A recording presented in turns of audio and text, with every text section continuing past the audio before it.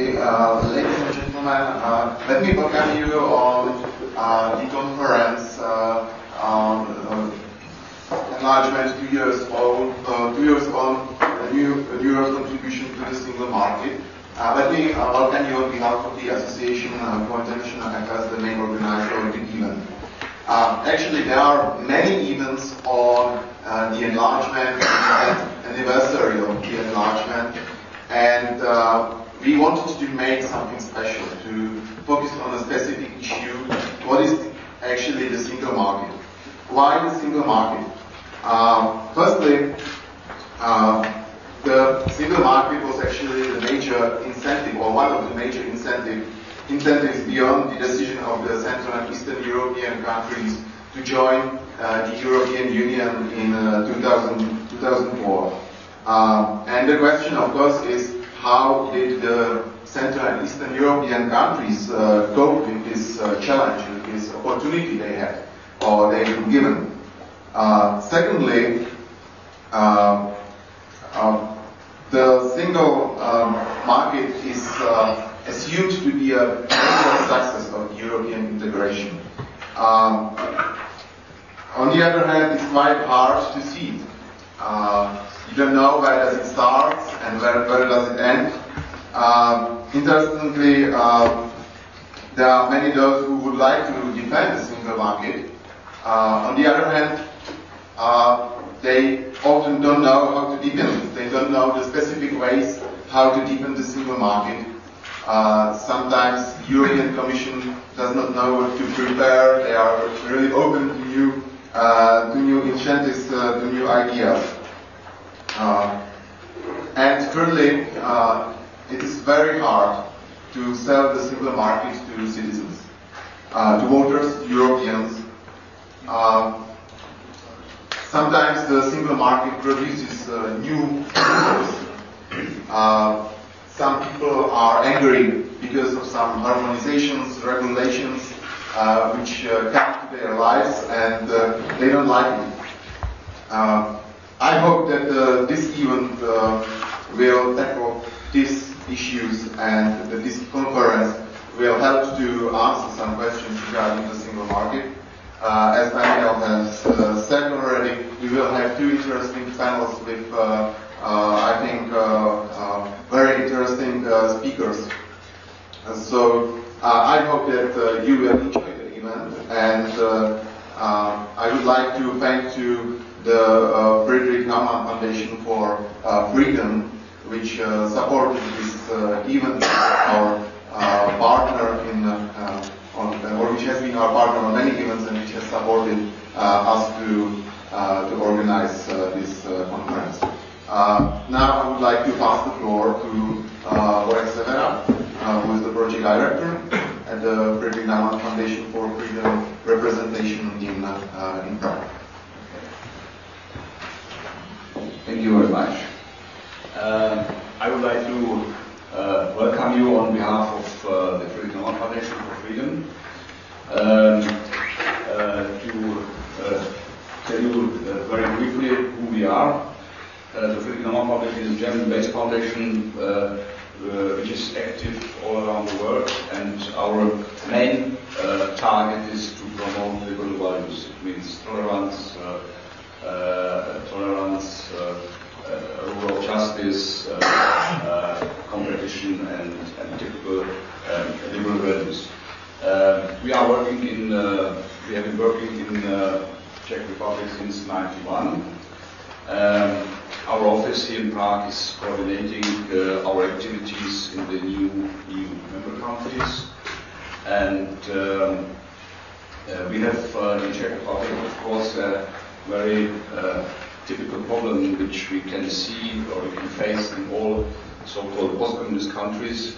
There is no stable liberal party in the parliament which could survive more than one legislative period. It means the parties came and then disappeared after 2 or 3 years, and it's very difficult to find a very strong and sustainable force in the center of the political spectrum.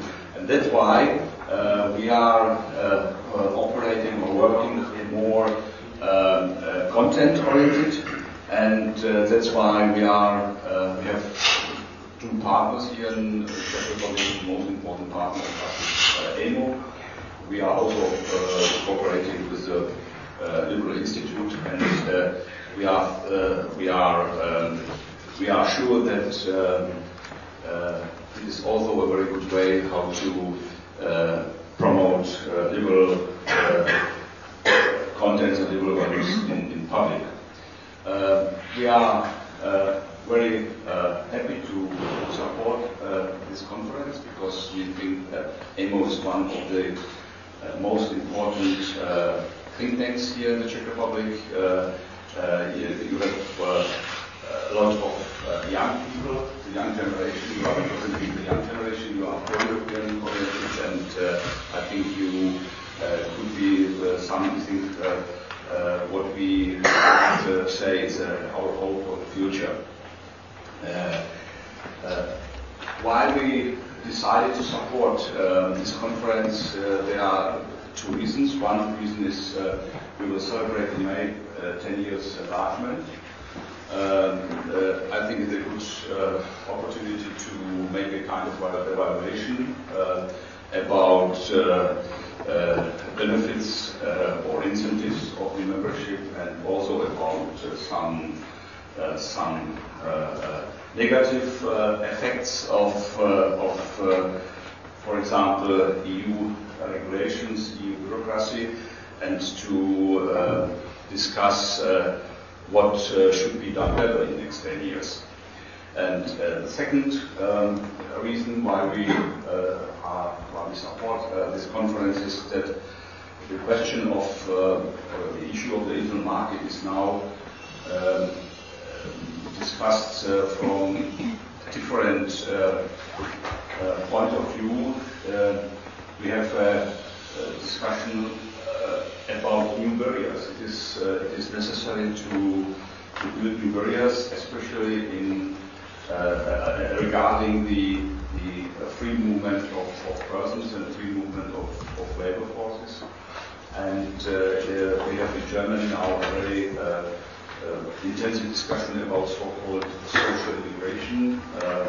A lot of fear on the 1st of January when Bavaria and Iliya when the Bavarians and Romanians were allowed to move free in the old EU countries. And I think the first experiences are that this fear was totally unnecessary, and we see the development is going on. Everybody expected it was the same, and 4 years ago also could move free all around the European Union. I think there are a lot of things that should be discussed. I'm very happy to see that we have high-level participants in our panels. And that's why I would like to wish you a successful conference, good discussions, and maybe also some good results which can be transferred to the people in Brussels to see that there are also people not only in the center of the European Union but also in the different countries which may be good ideas how to solve these problems. Thank you very much once again for your attendance, and I wish you a nice day in Prague in this very wonderful conference room. Thank you very much. Thank you very much for the speech and also for the topics. We will definitely discuss in the first or in the second roundtable during today's discussion. But as I have promised, we have prepared the opening paper that will give you the natural and needed piece of information for today's discussion. That's why I would like to ask Kruliš, the Research Fellow of Association for International Affairs, to take the floor and present the paper. Please. I would like to briefly introduce our research paper.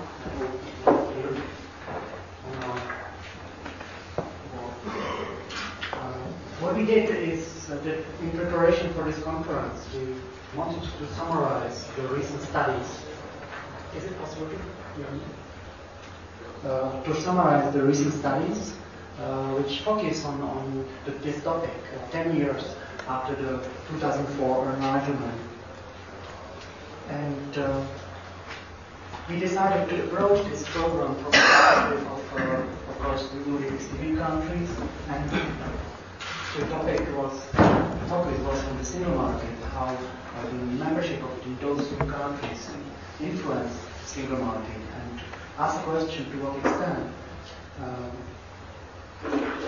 After 2004, the membership was full membership of the internal market, or to what extent it was just a waiting room, preparation or incubator, waiting for all the transition periods to end.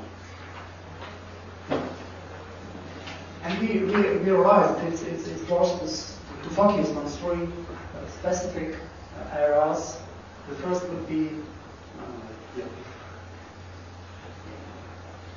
first is on the inflow of foreign direct investments into the region. The second is on the influence of transitional periods in regards of the labor market. And the last would be on the role of the liberalization in the service, premium services, and the role of new member states in this process. So as far as foreign direct investments concerned, most of the studies just underline that the internal market is both beneficial as in attracting investments into the region.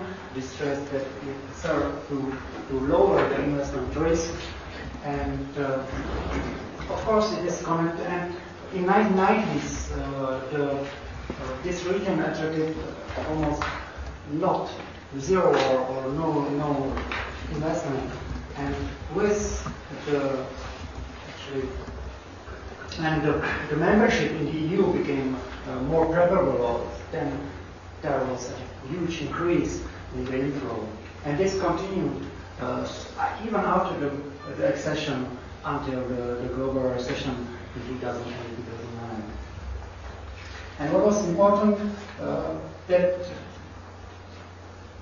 actually the result of this process was that the region of Central and Eastern Europe attracted even more per capita investment than countries of BRIC, countries like Brazil, India, which of course shows that it was an emerging market which was globally attractive. And one of the factors which is stressed by the studies is that there were generous incentive schemes offered by most of the countries in the region, and actually the countries were in competition, providing better and better incentives for investments. And what was the role of internal market was that actually the prohibition of state aid did not prevent those schemes to operate. And that might be an example of how actually, even after accession, the membership was more or less, can be considered as an incubator, as there was at first the existing schemes were under the temporary derogations, they were accepted in the accession treaties. And second, studies shows also that these exceptions from the prohibition of state aid were granted in a lenient way, and actually from 180 cases, 161 cases were successful when the countries wanted to introduce state incentives. And what happened with global recession, of course, most of those foreign direct investments were into development of manufacturing oriented on export. So it meant that, of course, with the global recession, the whole region was particularly hard hit. And what internal market is credited usually in most of the studies is that it served to blur this difference between home and foreign territory. and actually let the foreign direct investments into the region to stay and to withstand the situation when the economy, the global economy slows. And therefore, despite it to some extent helped or worsened the situation as the economies were export-oriented, it nevertheless helped to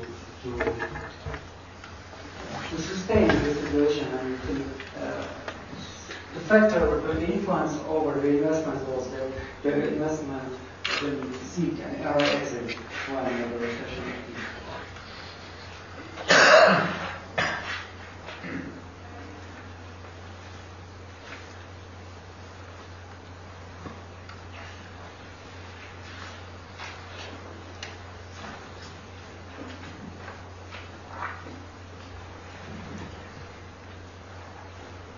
second of all, we focused on the transitional period. There is just a quick overview.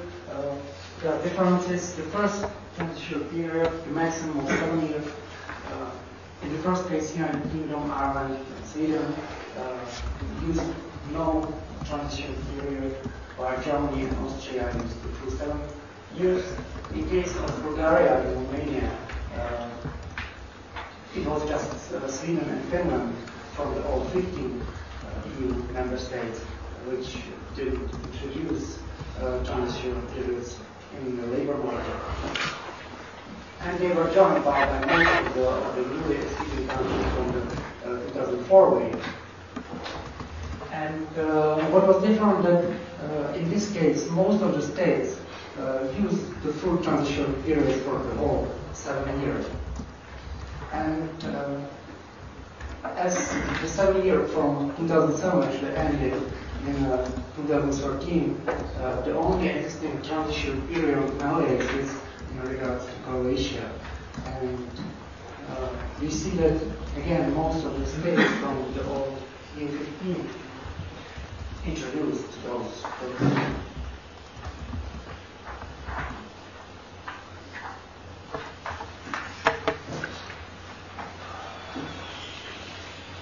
So what does the study say about the impact of the transition periods on the labor market and the migration flows? It is stressed that introduction of restriction of the labor market doesn't prevent the migration inflows into the country. It just changed the composition of the migrants. It means that the migrants who seek the employment, usually the younger generation, they move to the countries which are open, which do not employ those labor market restrictions. So it is an artificial incentive in the decision of migrants where to go, as those who wish to be employed, they go just where it is allowed, of course. It has also an influence over the countries of the outflow of the region of the Central and Eastern Europe, and it influences the wage level in the country from which the migrants go, as those who stay in the country actually improve their bargaining position on the way how the possibilities to migrate from their home country increase, and this had influence on their wage level and improve their bargaining position.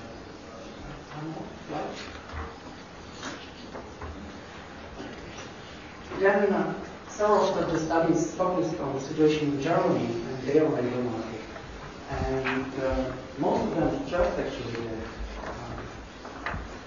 Germans and the fear from competition in labor from the newly acceding member states. It is not based on relevant facts, because generally the employees in Germany of the same background and educational they are not substituted with the incoming migrants. And the result is that actually the migrants into Germany usually compete for the jobs not with the native Germans, but with the previous days of migration into Germany. And then mostly the result is the conclusion of most of the studies was that actually it makes no sense to introduce those transitional periods and restrict the labor market.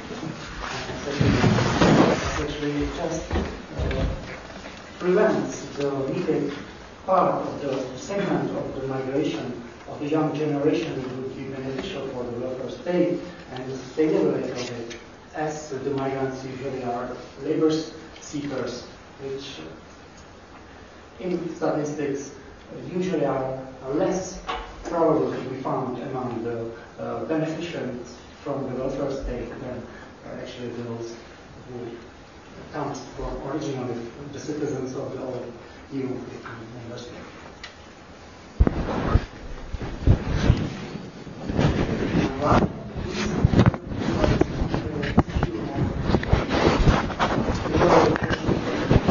Services. The enlargement came in time when the internal market in the service sector was not fully operating. 1 year after the total Bolshevik directive was proposed by the Commission, this suggested adoption of the country of origin into the service sector. What was the problem? That actually in most of the old member states of the EU15, there was a political sentiment against the introduction of this further liberalization step, as it was clear that the bigger EU is more heterogeneous, and of course it means that allowing, and this was connected with this idea of the Polish bundle, which would provide services all around Europe, and the only statutory provision which would regulate provision of the service would be Polish law, which would mean that there would be a race to the bottom in the regulatory competition of all the member states. But we think that behind this there was also another important factor which influenced why several of the old EU member states were not in favor of further liberalization of the service sector. As, of course, provisional services and free movement of self-employed people can, to some extent, substitute the migration, the reason to migrate and to be employed with some other country. And as the labor restrictions were only for the employment on the labor market, they did not prevent incoming of some self-employed people. And actually, there are studies which show that after 2004 in Germany, the number of migrants self-employed increased 4 times from the time before the enlargement in 2004. So for migrants, it's not only way how to move and work in foreign country just as employees, but they of course can use benefits of the free movement of services. And of course, as the old member states wanted to make some effect of the transition periods and not provide a backdoor to the labor markets, it makes sense that they prevented further liberalization in the sector of services and postponed it actually, as the country of origin principle was not adapted, and instead of it there was this more moderate directive on services which applied horizontally but without this country of origin principle, and introduced several administrative simplification for provision of services, but still the deadline for implementation was moved to December 2009, and actually you realize that in December 2009, 9 of the EU 15 old member states have not implemented this, and actually Germany, Austria and Greece were the last to implement the service directive in 2010, which means it was time actually the transitional periods in connection with the 2004 enlargement were over, and it was more or less 1 year before the end for the transitional period for Bulgaria and Romania, which of course can be seen as a way how to prevent this backdoor effect of the service sector for the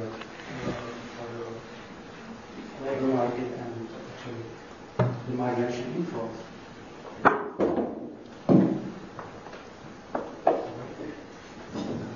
At last, we just saw that there is a high interconnectivity between those three areas we examined, and then on this example we see that if you actually liberalize in one sector, then it may some of the old ways how to protect your, let's say, for example, this labor market protection makes them more or less inefficient.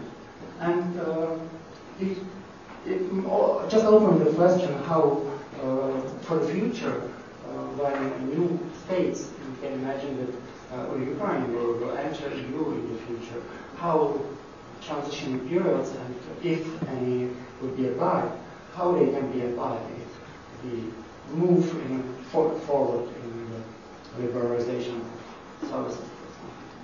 Okay, thank you for your invitation, and we forward for the upcoming.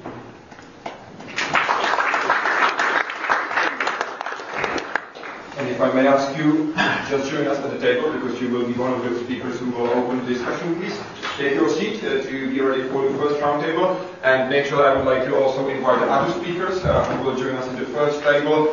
Iliya Lingorski will be the first one, founder and executive chairman of the Vrana Economic Council. He is also a regional director for CSPE of a multinational US energy company, so a representative of the private sector in the first roundtable. Thank you very much for joining us. Hello.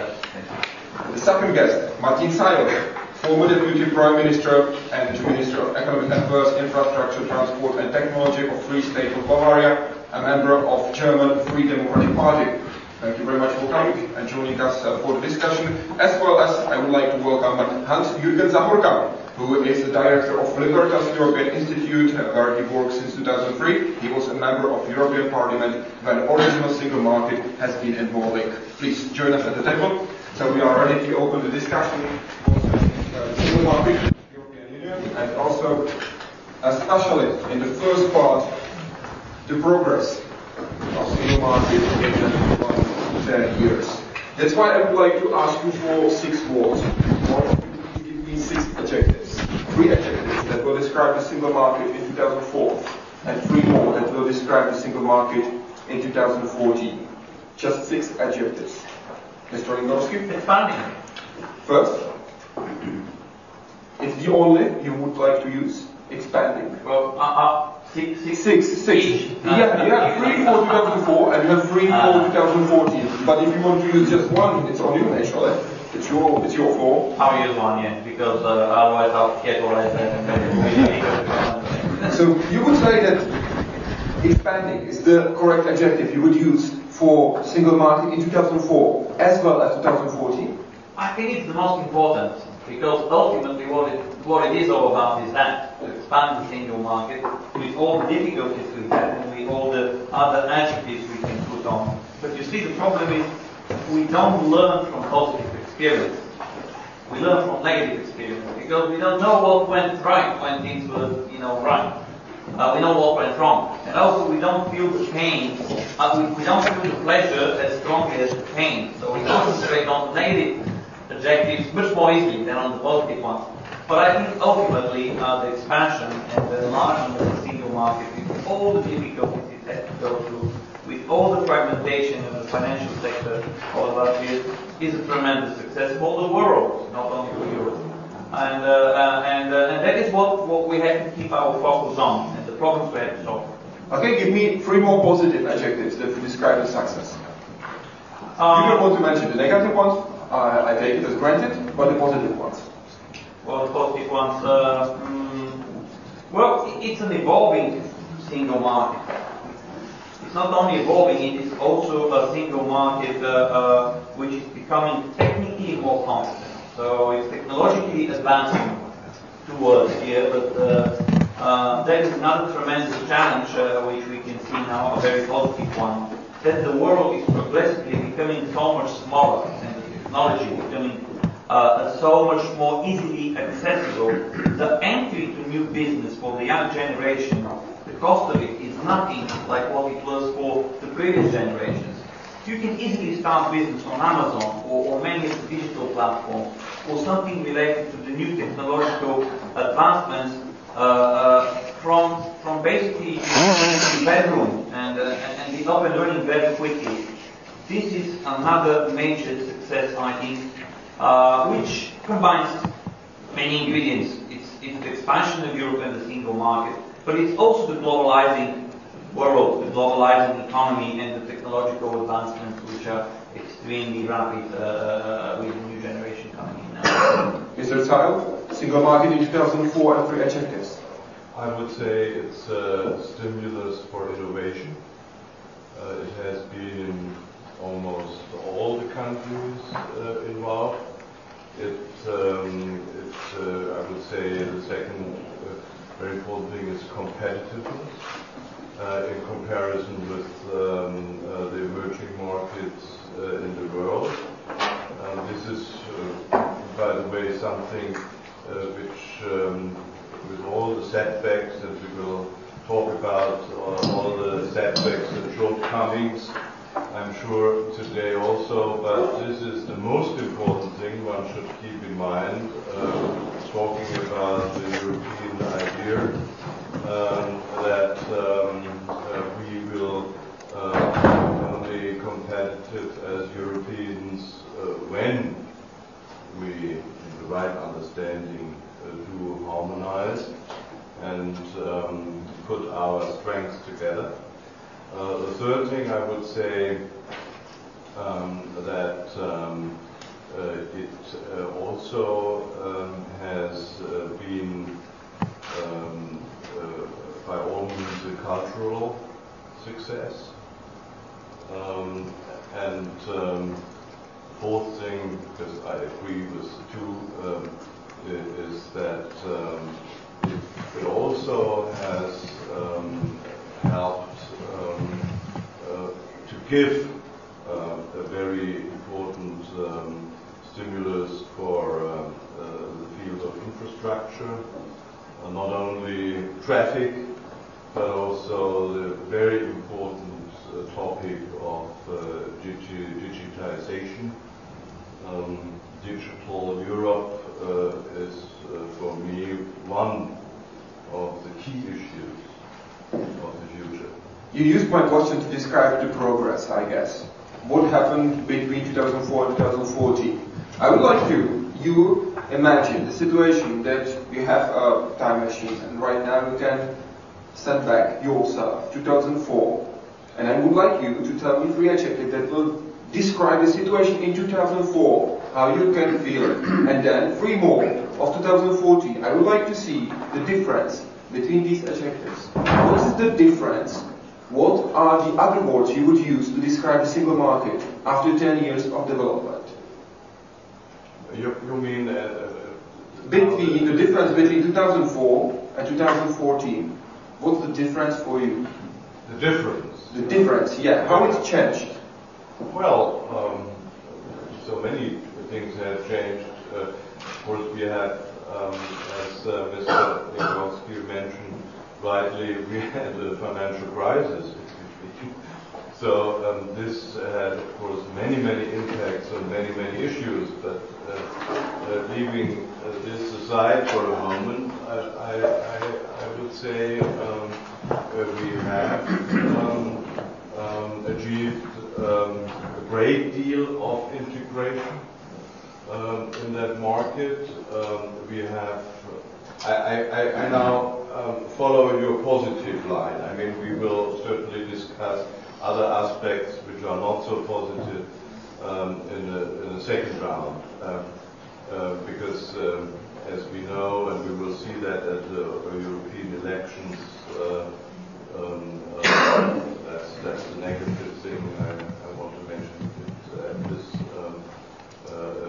time already, that we have a growing part of our populations which have great problems with Europe and the European institutions. I mean, we can't neglect this when we talk about it.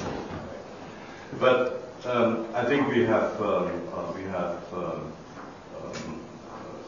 achieved quite a lot as far as infrastructure is concerned. I think we have started at least to improve our cooperation in science. I think there's a vast possibility for improvement still.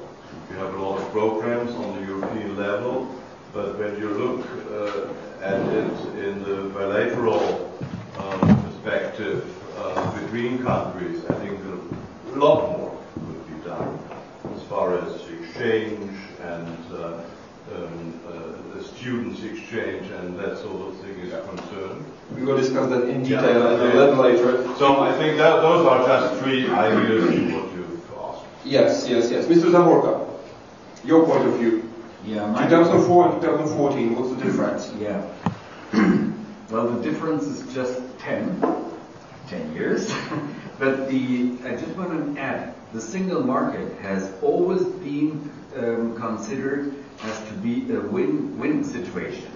So from the first pre-calculations from 1980s, even there was a pre-calculation that around 95% will be a success for all participants. And this has come to reality. Because there is no single person who is reasonable, of course, who criticizes the single market au fond, that means by principle. But I mean, if you would ask me to give some positive or negative estimations, I could say, for instance, one negative notion is ignorance. Ignorance about the single market. Most people, that means economic agents, do not make use of the single market because they don't know what it could be for. They are surprised if it functions, and especially in Central and Eastern European countries, we have the phenomenon of a kind of, well, in German we say vorauseilender Gehorsam. That means you say you excuse yourself for something you don't have to excuse at all, because you can't do it. And this was a kind of attitude, of course, which has been initiated to the people since many decades. And of course, it's not a big problem because it's only valid one time, and then it falls apart, it falls in pieces. But ignorance of the single market is the biggest weapon against the single market, and what could be done in favor of is only good. And I do welcome the attempts of AMO and the Friedrich Naumann Foundation here in Prague to put a pillar against this ignorance.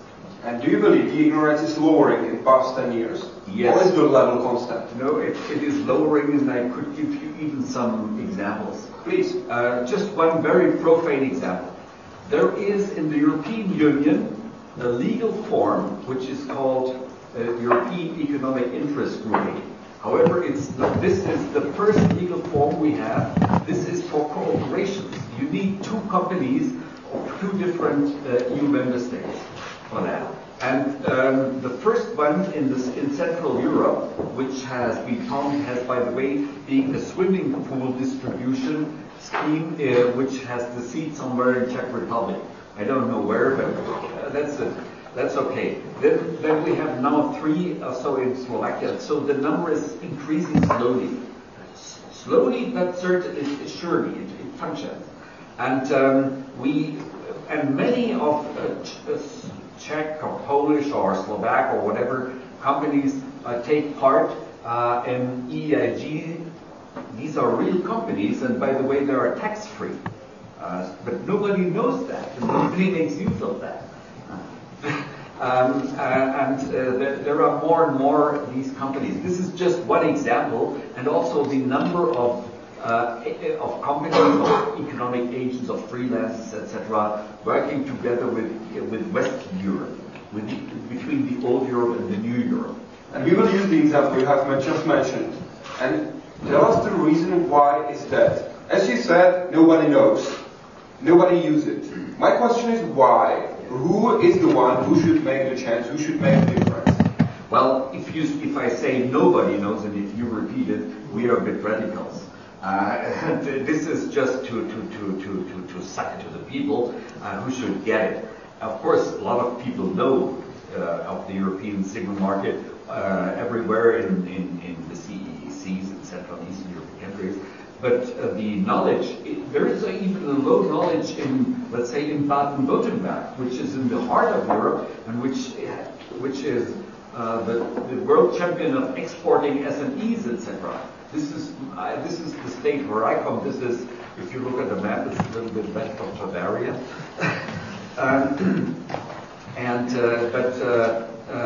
We have a thriving SME scene for small and medium enterprises, and they don't know anything about the single market.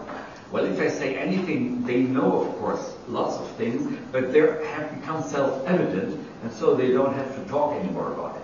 And in my opinion, it is a permanent educational task for chambers of commerce, of economy, for the media, for business associations, and of course also for the companies themselves, to train themselves what is going on, what is new, what kind of bureaucracies are reduced.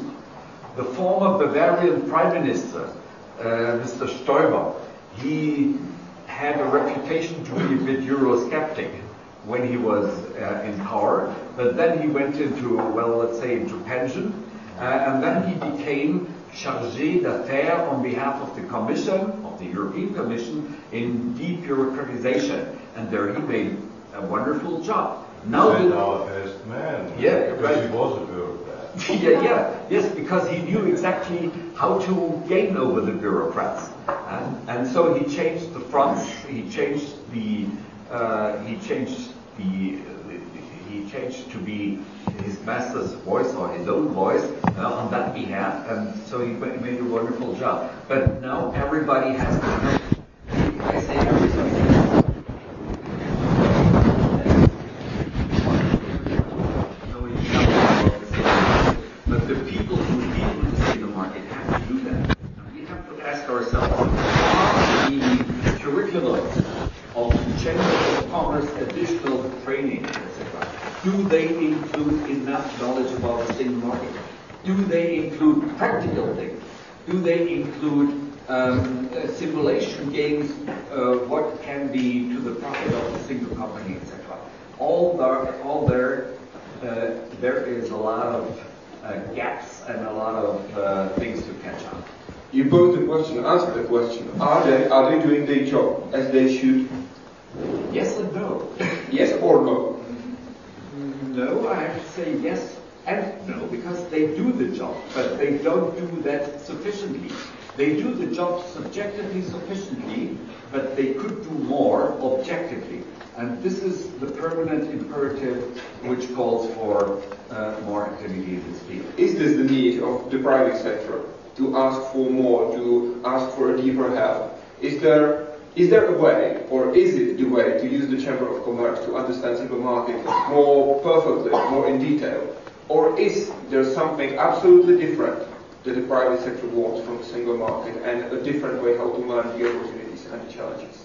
In my opinion, the private sector can ask, but they cannot expect too much, of course.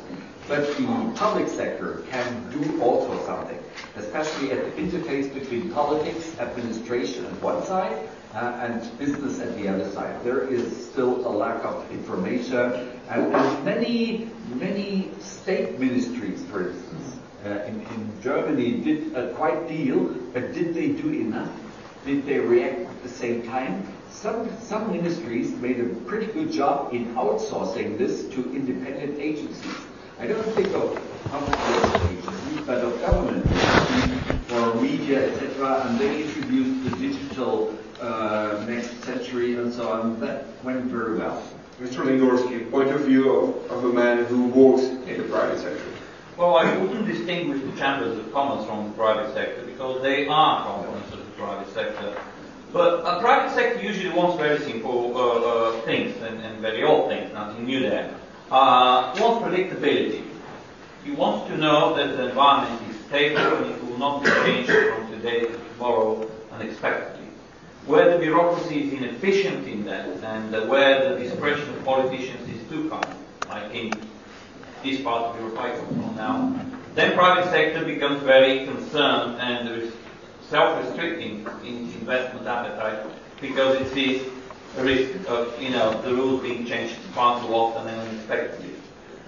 The private sector also, in a way, wants less bureaucracy, and we have a systemic problem in Europe here compared to America.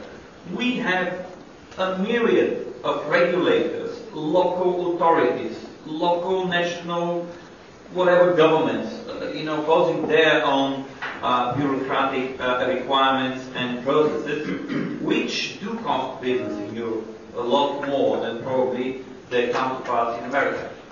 So this is an area where we have to make the single market more efficient.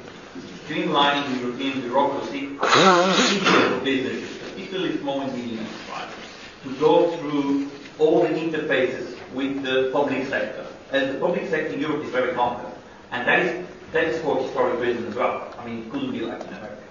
So, I would say these two things, predictability and less obstacles, less red tape. Business doesn't need help, and big policy for helping the business from the public sector are promoted. They are popular, but they usually lead to cronyism because you help only your friends ultimately, and then you create so many discrepancies within the private sector, which is very difficult to resolve.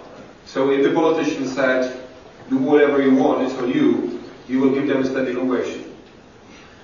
Politicians never say that, and they can't say that. Do they stand this? They can't say that for a very good reason. We have protection of competition in Europe, and basically we are very strict on state aid and on interference of the public sector into the private sector in a way which is not acceptable.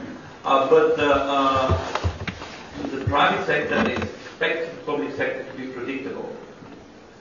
To be predictable and to be transparent. And this is another thing which is growing on now. Because you see, there is this phenomenon, we'll probably come to this later. All governments in Europe are generally hugely unpopular. With small exceptions, governments in Europe are not popular, Brussels is not popular, politicians are not popular. Central banks are tremendously popular. Thinking about the Czech central bank. Well, with a good exception, probably not. But there is a question here, why is that? And I'll come to that later. Mr. Zahorka, you wanted to add? Yes, I just wanted to mention, Iliya just threw one catchword in the debate, which means regulating. In fact, the single market has been created in order to deregulate. This is the big miracle. The European Union, which is said by many people to be absolutely bureaucratic, was all of a sudden the one who debureaucratizes, who deregulates things. Which things? First of all, it regulated things which were first done by the legislator, and this in unanimous way. That did not function. This is why in the late 80s we have adopted the so-called European Single Act. This is the cosmetics of the EU treaty, the time of the Treaty of Rome from 1957, which enabled the European Union to vote with qualified majority instead of unanimously where issues of the single market have been taken. And if any one of you suffers of sleeplessness, I do recommend to you to read the European Single Act. You will immediately fall into the arms of Morpheus if there are no other arms available. So it's absolutely funny because this is the most boring piece of law I've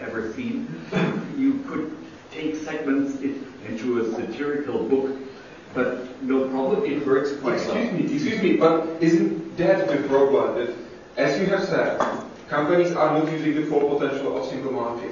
What if they are trying to learn more about single market and they just fall asleep? No, well, you would not have to learn anything about the single market in reading the European Single Act. This was the framework thing which concerned only the states. And I mean, you would have to know how EU legislation functions without being consolidated, and that brings always very good.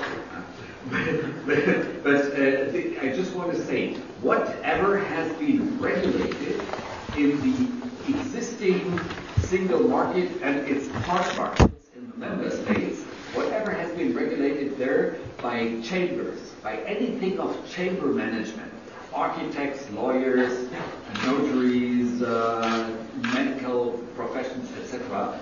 This all has been washed away by the European integration, by the single market.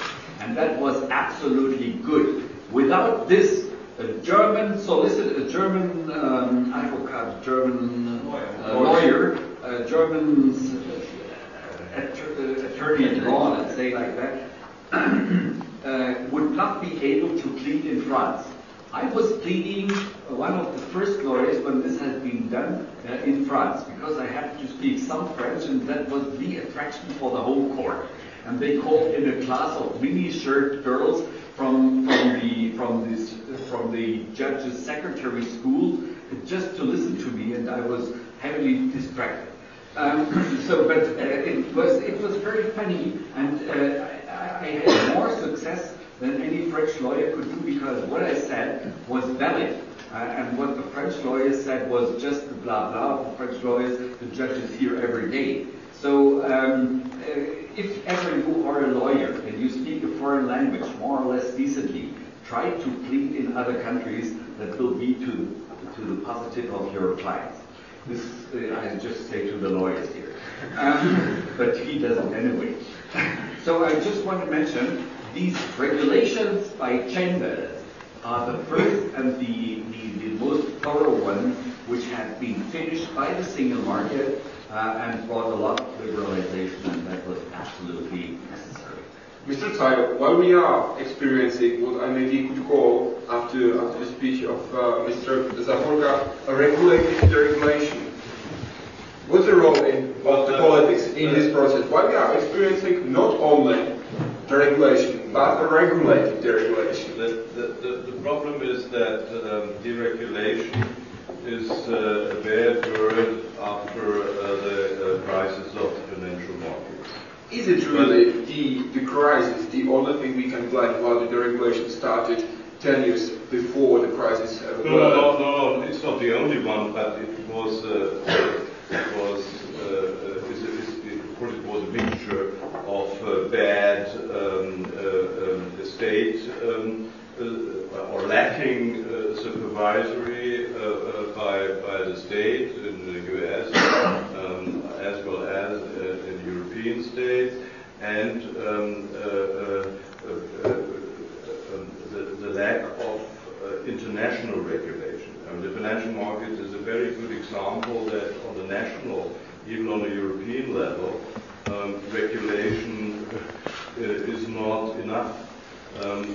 You need an international architecture for the financial markets. I mean, that's a lesson still to be learned. But what I'm saying is that your question relates to the basic principles, and that's one of the problems that is behind the single market. I mean, we in Germany we have been very successful with the principles of the social market economy. Now, the history, the cultural background in the different European states is completely different on that respect. In France, you still have this philosophy of Louis XIV as far as industry policy and those things are concerned. You have the Anglo-Saxon philosophy. That's, of course, that's one of the origins for the financial crisis. also. That we had a clash of cultures there, and we had this clash of cultures also underneath of those declarations. I mean, the social market economy is now also the official philosophy in Article 3 of the European Treaty. It has been firstly mentioned as the basic principle of the European Union.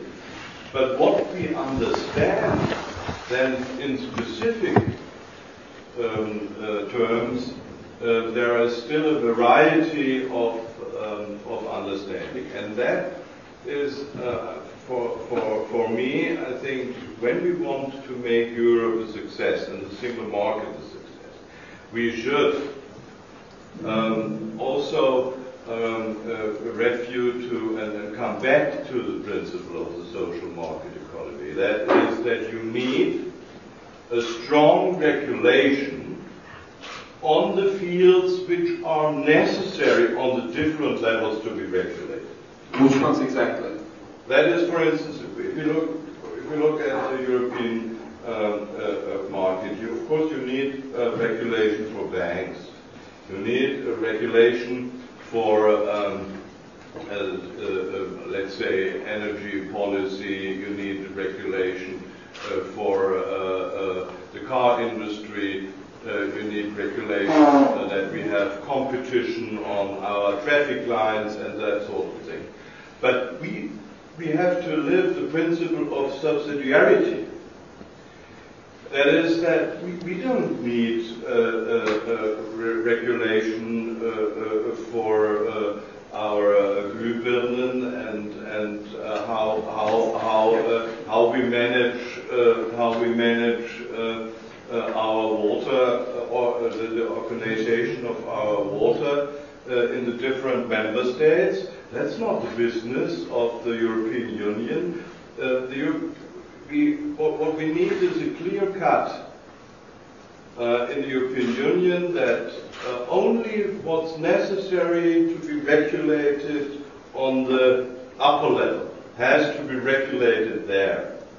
And daily, the European Commission, all the Caribbean is violating this principle because it is actually the European Treaty of subsidiarity. But it's violated every day. And unless we don't come to a common understanding on that field, we will not wipe out all those, as Mr. Lingorski managed, that there is a negative mood. Also in the private sector, the small size, whenever I came together with the organizations, or also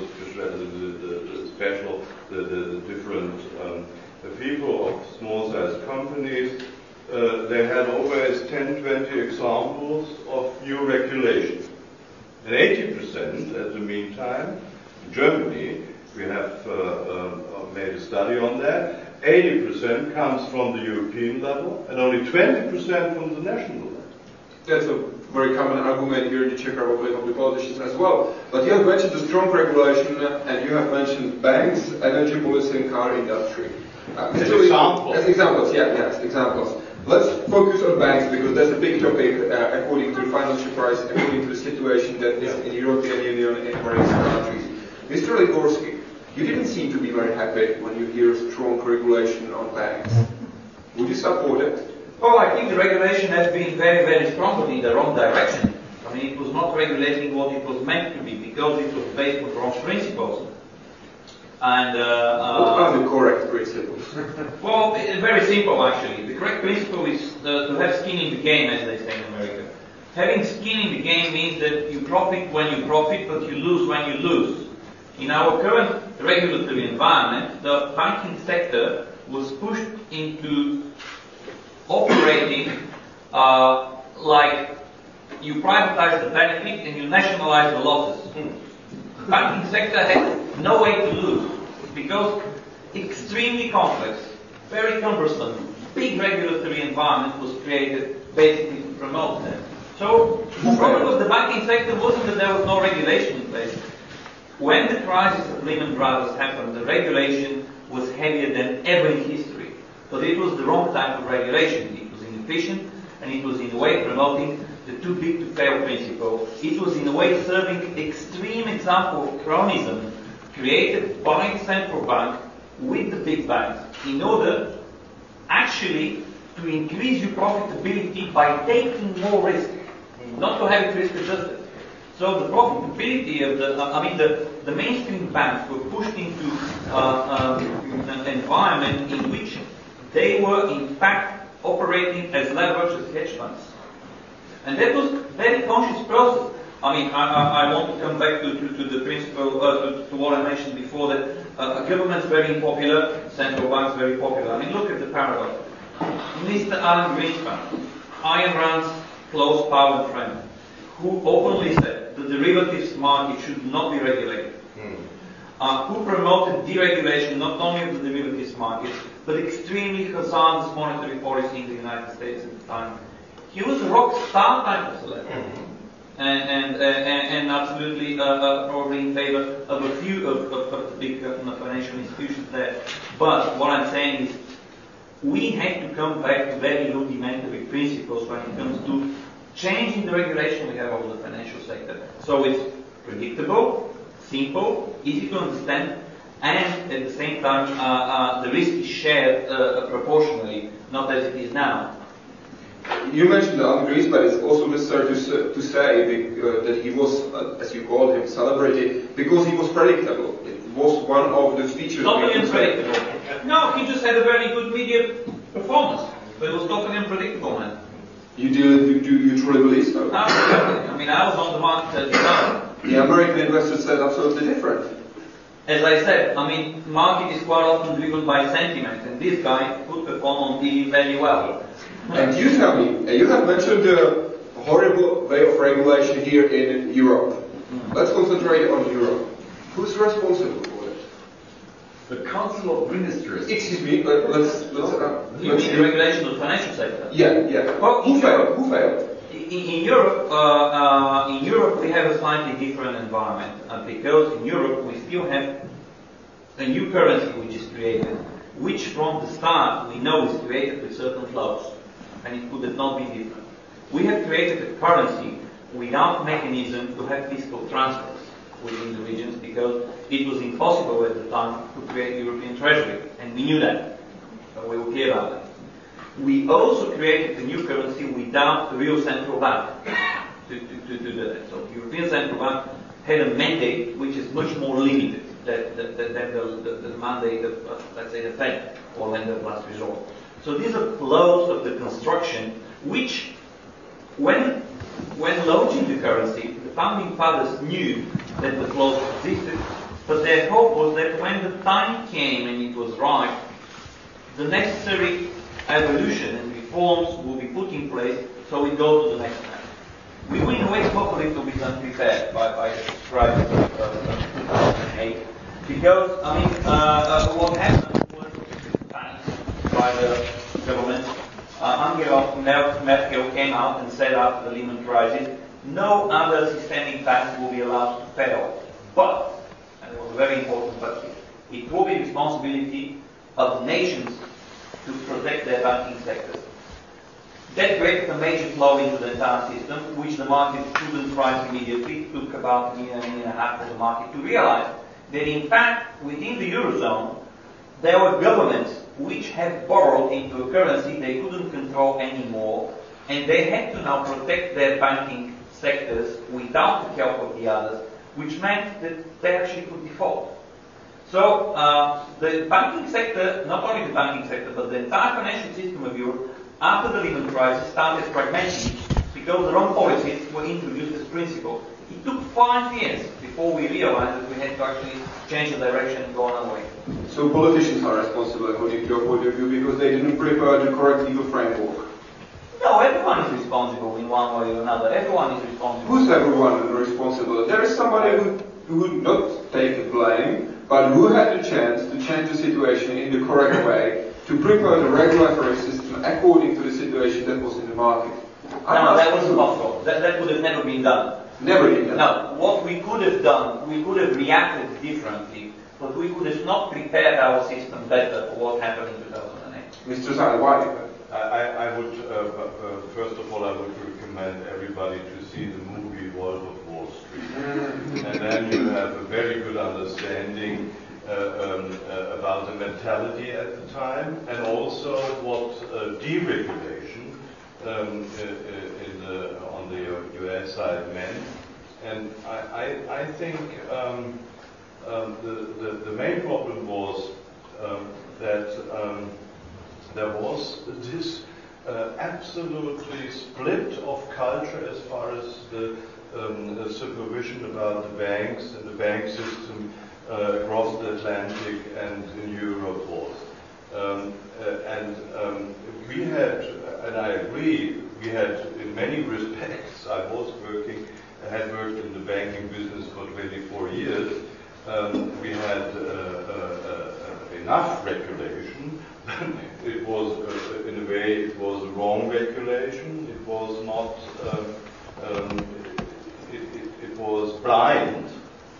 Our regulatory bodies were blind as far as big issues were concerned, like the EKB, where 21 billion euros were hidden and also destroyed in an offshore company.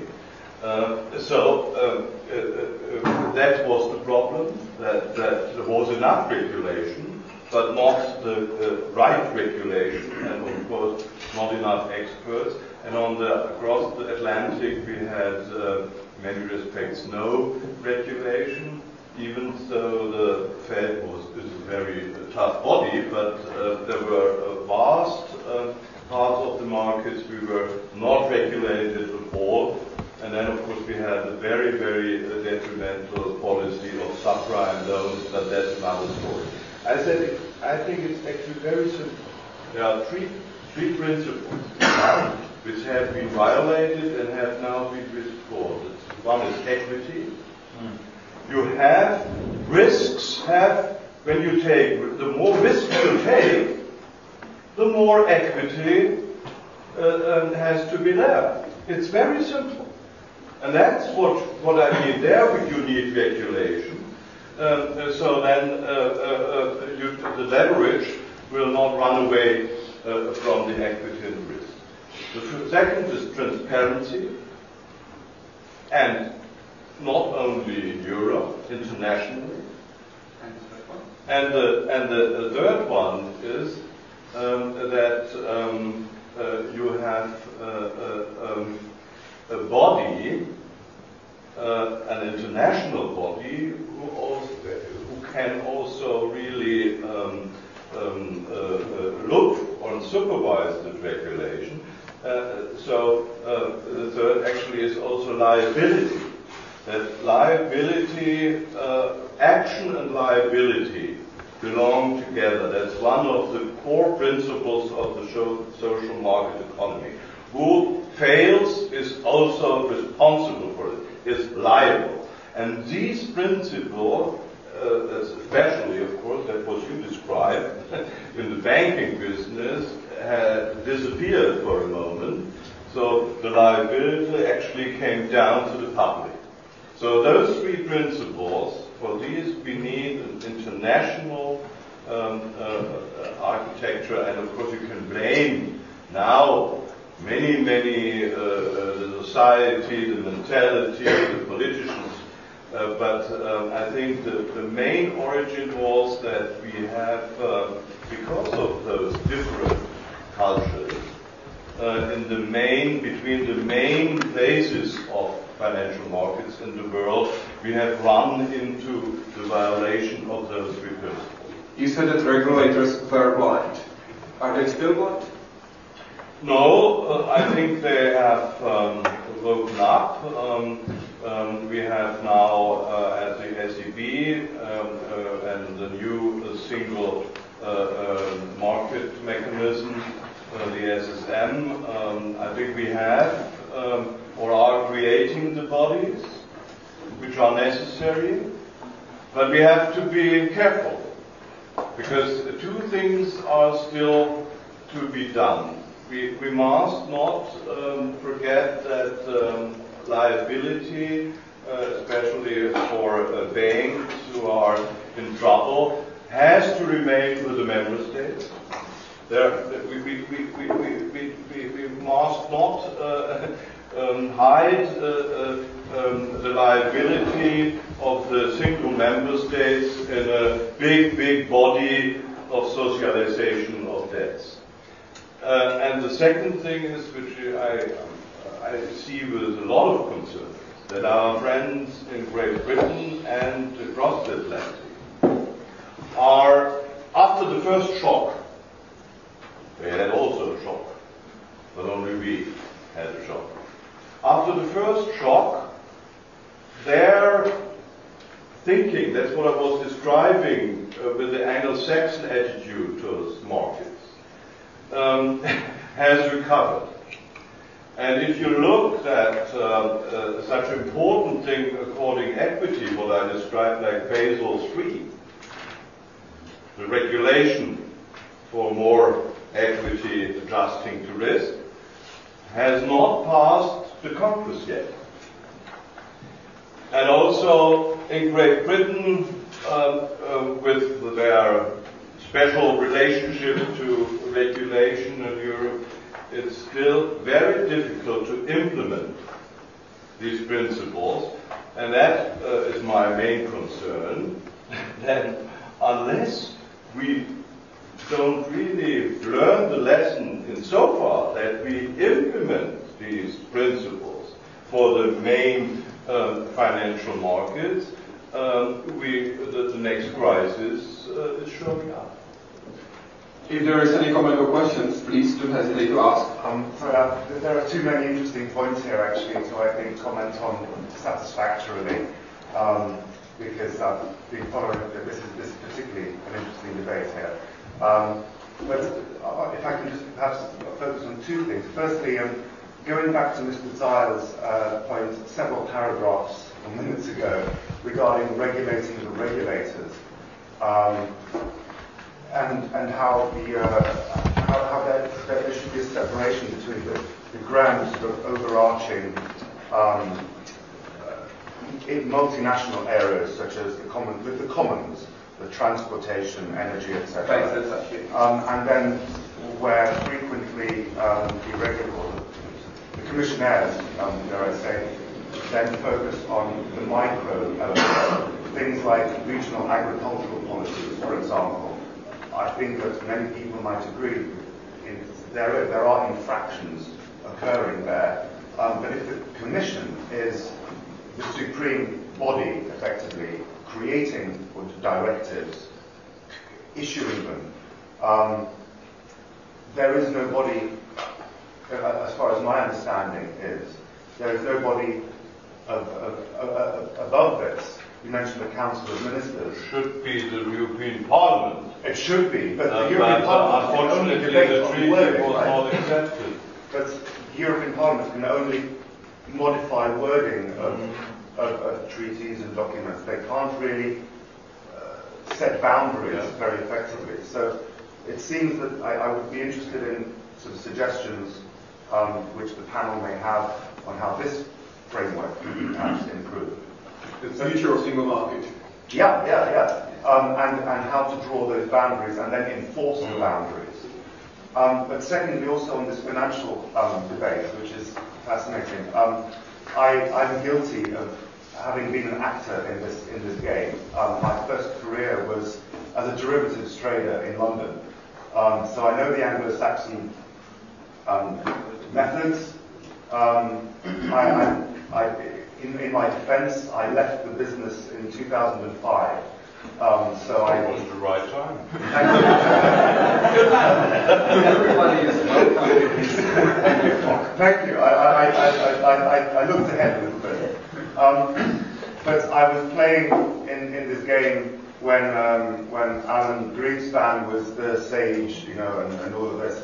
And I remember the hours on our trading desks we would spend trying to decode what he was saying. Certainly it was a topic of much debate. The only constant which I observed throughout that period was that he kept pushing interest rates lower, which made it much more easy for everyone to play around with everybody else's money. Right? I think that's a danger. And secondly, on the area of regulation, the regulation was pathetic. Right now in the English system, the FSA, Financial Services Authority, has been swept aside in favour of some new body. They're still working out what's going to happen there. It's probably going to be the same thing with a new name. In the USA, the regulation was left, the SEC was a weak body, but also the main regulation, where a lot of the problems occurred, these explosive portfolios, which sunk Lehman and all the other institutions, were effectively largely because of the repackaging of very, very complex instruments. Transparency. Right? Transparency, exactly. And the regulators effectively were the ratings agencies in this case, Moody's, the S&P. That's another. And they were the official internal self-regulatory bodies or whatever. But they had no idea what was in these things, right? And partly because the people in the regulation, in these bodies, firstly, were probably not qualified enough. They certainly weren't paid enough, or not paid as much as the people that were creating these instruments. Largely, I'll tell you, the people who are creating these instruments and buying and selling them had no idea what was in them anyway. So they were packaging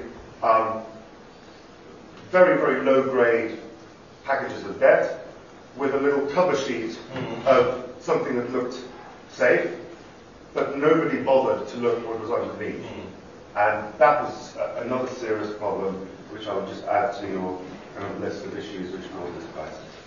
Thank you. Well, very much so. I'm very glad that you made this information. I'm even more guilty than you. I was the risk manager of the real estate. We were creating Monte Carlo simulations. None. I mean, nobody in the risk management knew at all what was going on and what was going to be happening in the future. A lot now is the way being described as ill-intended. I think it wasn't intended at all, as you said. I mean, we on the market didn't know where we were driving the whole thing together. But I want to come back to this point that, we still entertain and now have a wrong principle in the whole business. We talk a lot about regulation, over-regulation. Shall we do it? Shall we not do it? New super body, not having one new super body, whatever. It's a matter of principle. Until we introduce skin in the game principle for the banking sector, no new regulation will happen. Because it won't be new regulation. It will be the same old, cumbersome, very sophisticated, difficult to understand regulation, which will not be introduced in the new principle. So it will be a very difficult battle to lead. Because after the crisis, the way the Fed intervened, particularly in America, and also what happened in Europe, in fact, it's too big to fail or even bigger now. And there will be extremely powerful leaders into what happens from now on. Because a small and medium enterprise owner has no budget for lobbyists in Brussels or in DC. When JP Morgan, has a budget for probably 10 lobbies per congressman and 10 lobbies per member of the European Parliament, and they will use it. I don't blame them. But again, there has to be a consensus that we move asset market from debt culture into equity culture. Currently, our currencies, euro, dollar, everything, is basically, particularly the Japanese yen, the origin of the currency is debt. That's what the currency actually is. It's a debt paper. So we have to switch back to sort of like equity mentality in the way we conduct the regulation in the financial sector and also with the business. But here we will disagree, Martin, about how we get the European banking sector out of the problem. I don't think that we can get the European banking sector competitive and moving forward efficiently if we keep it fragmented within the nation states guaranteeing their banking system. That is impossible because the way it's operated for the last 10 years, particularly after the creation of the euro, it basically amalgamates the way risk-taking has been taking place within the eurozone. So you cannot actually solve a risk problem which is for the entire eurozone by guaranteeing the banking sector nationally. That just not going to happen. May I just one point to make my position clear. What we have now is, and that goes in the right direction. We have are implementing a regulation saying that when we have banks which are are operating on a transnational level, there is now the possibility from the new unit of the ECB also to take measures from the European level. And when now one of those banks comes into trouble, we need a system where before funds from one of the umbrellas can be, or from the common purse budget can be generated, the responsibility for this rests with the owners. That's the first principle. And second, of course, with the member state. And only if there is a problem or a threat of a fundamental European scale, then it might be a possibility to get funds from the umbrella. I think this is the right principle. Those are the principles we have to come back. That's social market economy. You can't part action and liability. And I know this is hard for many states, but I mean I fight for this.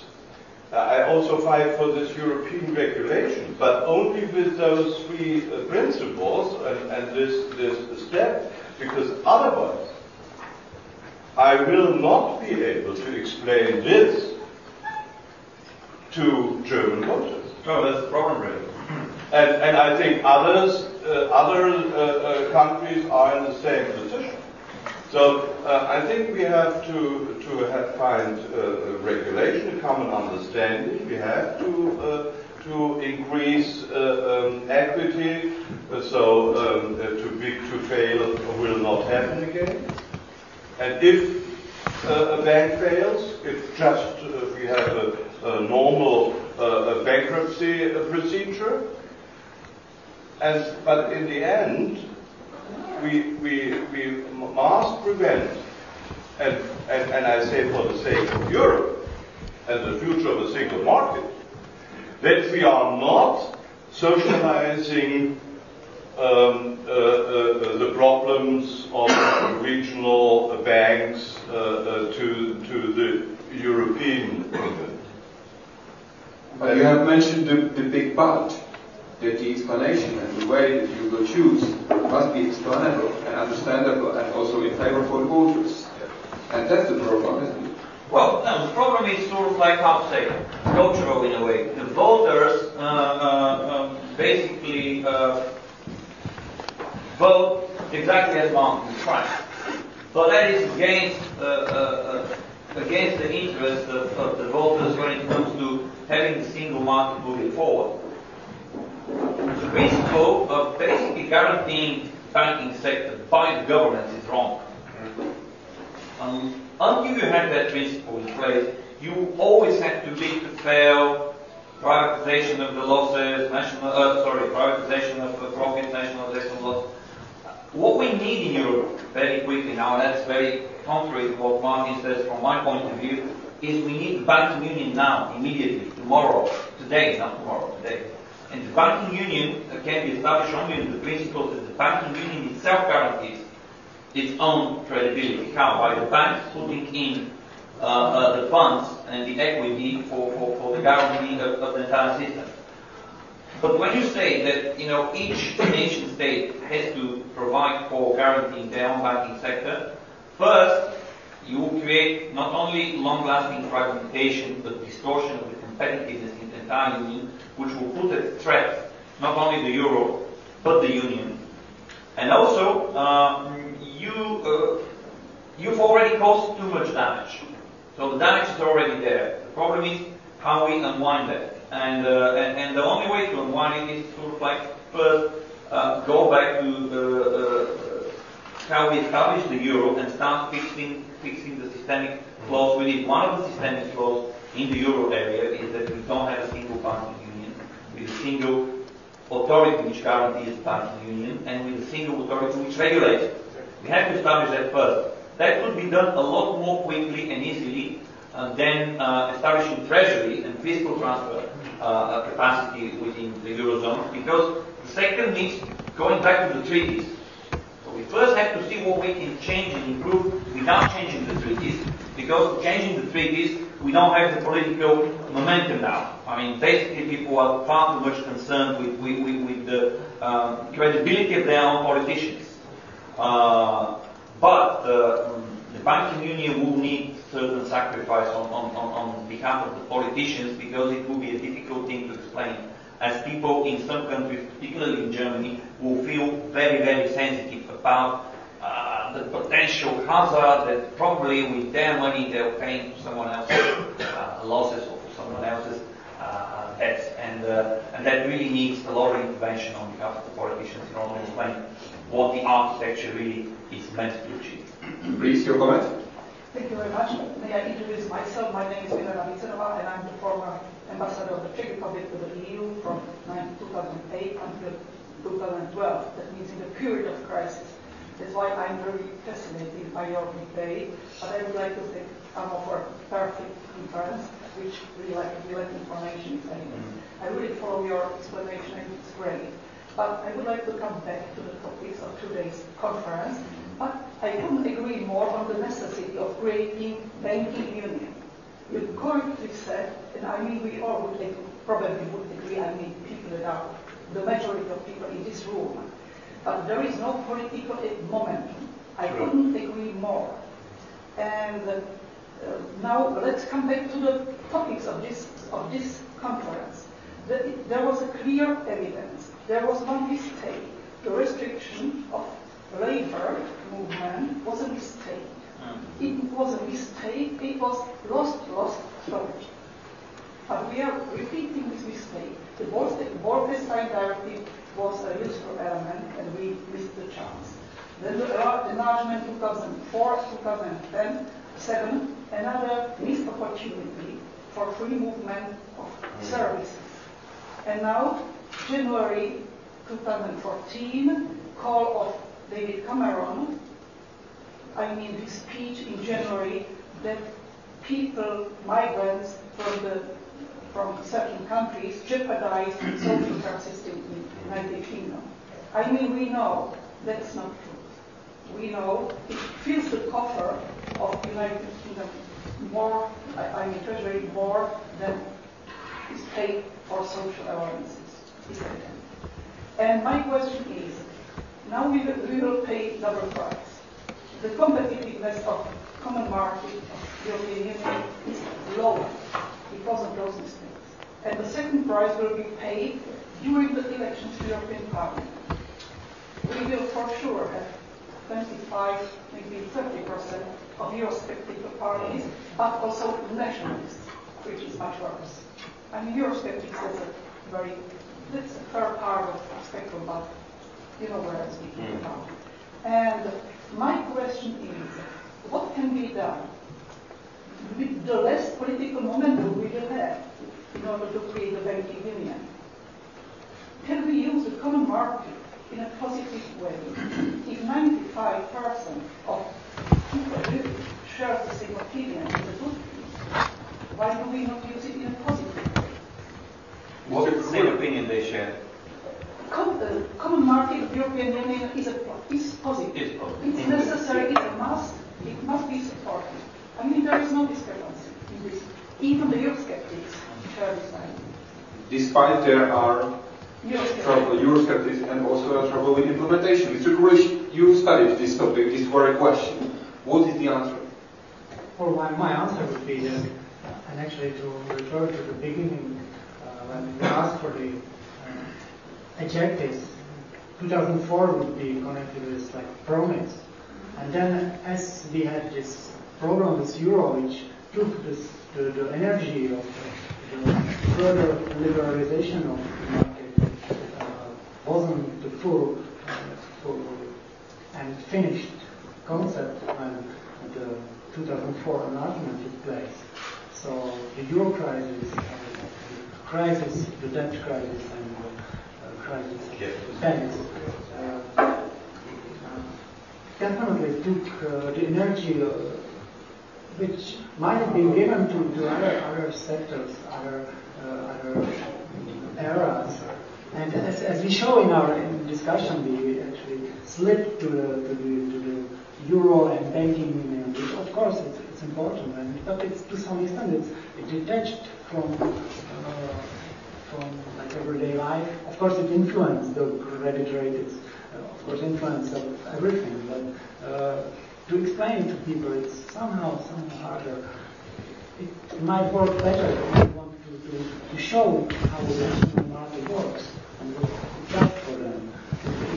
It might be more beneficial to focus on details and to show how actually it is working and what else where else it can move. Mr. Zahorka, the question was clear. Yes, I mean there are now quite a bunch of remarks to be made, but I just want to concentrate on some. First of all, the question of how to communicate Europe before the European elections. This is a structural problem for the European Union, and everybody must understand that because you cannot expect every journalist of every local paper or local radio or local television to come to Brussels and to see what goes on, or vice versa. Because the European Commission has not the money and it's not that big. The European Union as such has a budget which is just as big for 510 million people, just as big as the German federal state of Nordrhein-Westfalen with 18 million people. This is exactly the same size. So you can know if you are staying in the European shower and wait for money, you will be sometimes perhaps hit by a drop of water and not by a lot of water strings as in Nordrhein-Westfalen or whatever. Second, the communication is also a matter of, let's say, of a question of morale. So the surprising thing is that some people can say a lot of not fitting, not clear things about Europe, and the silent majority remains silent, although they are against. I refuse this attitude. Whenever sometimes someone says anything against Europe, I clap him publicly. Full stop. And I had a lot of success with that. No, because nobody else does it. And I mean, if he's right, I have to admit that. But until now, nobody is right who's bashing Europe. And we have that also.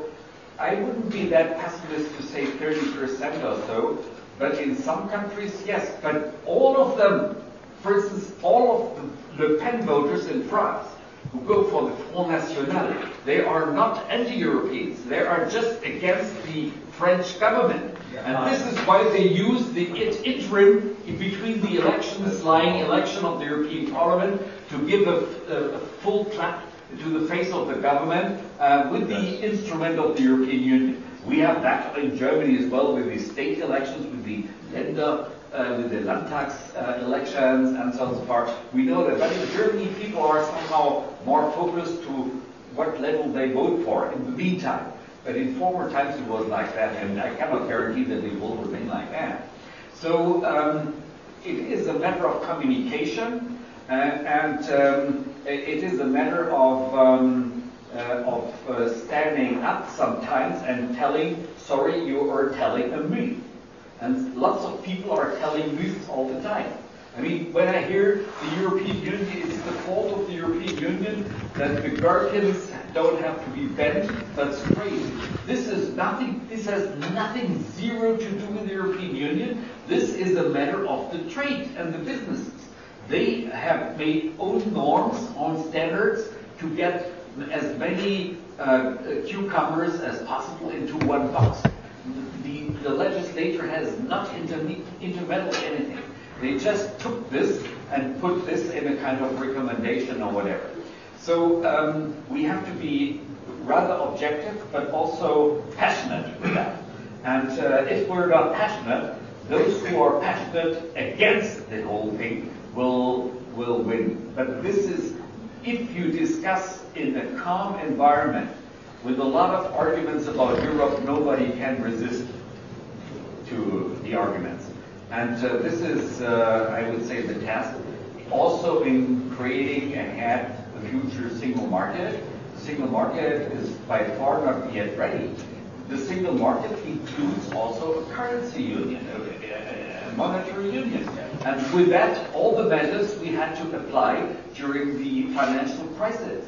The European Monetary Union has been created in the beginning of the 90s and until the end of the 90s as a good weather operation. There was clear, if something comes with cloud disguise or whatever, if something comes like that, then we would have to react, but let's hope nothing comes. So then it has been approved, and then of course nothing came in the first years. The euro operated wonderful. But then, of course, all of a sudden Lehman Brothers and all the others came, and there were troubles. And now we have to react. And the European Union, as such, the integrated institutions, reacted wonderfully. They could have reacted faster. But who has the last say right now in legislation? This is the Council of Ministers. And let's be clear, the Council of Ministers is the institution of national egoism in the European Union. And if you want to have something true European, you cannot rely on them. It is a miracle that they brought a kind of common Ukraine policy and so on. It is a miracle that they brought a kind of African policy towards crisis areas. But the European Union is, on the other hand, the Commission. And this is an administration, and every administration in the world, as you may know from your local administrations, tries to become bigger and bigger. So this is another structural problem. Okay, so I will refrain from that. You wanted to add something or add a question? No, this is Dostál. May I just add one point to your question? How we can make Europe more attractive to voters. I think there are two things. We need a democratic stimulus. Europe is for many voters too abstract and too bureaucratic and whatever.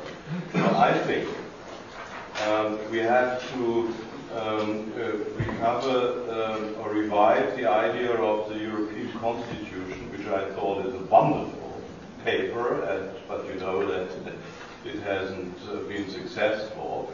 And that is the strengthening of the European Parliament. And that's also answer to your question, who can regulate regulators? It can only democracy and a democratic parliament. And to make this effective, I think we need more democratic decisions within Europe. I thought from the first it was a great mistake that the European people have not decided on the European Constitution on the same day within all Europe. And today I would be sure that we would have gained a majority, but because it was in France, was in fact what you said. They were bashing, I think, was Chirac or Peter Chirac government because they didn't like him, and that's why he lost the vote on the constitution. And secondly, there are issues like financial system, or not the currency, but the architecture. We should have votes initiated by the European Parliament on issues which are important for all Europeans.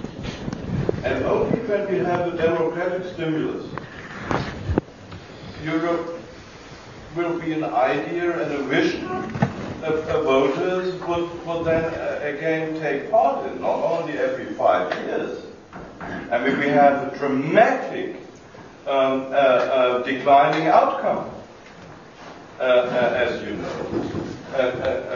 And that's where we have to do something about, because Europe for many people is only problems and not a visionary.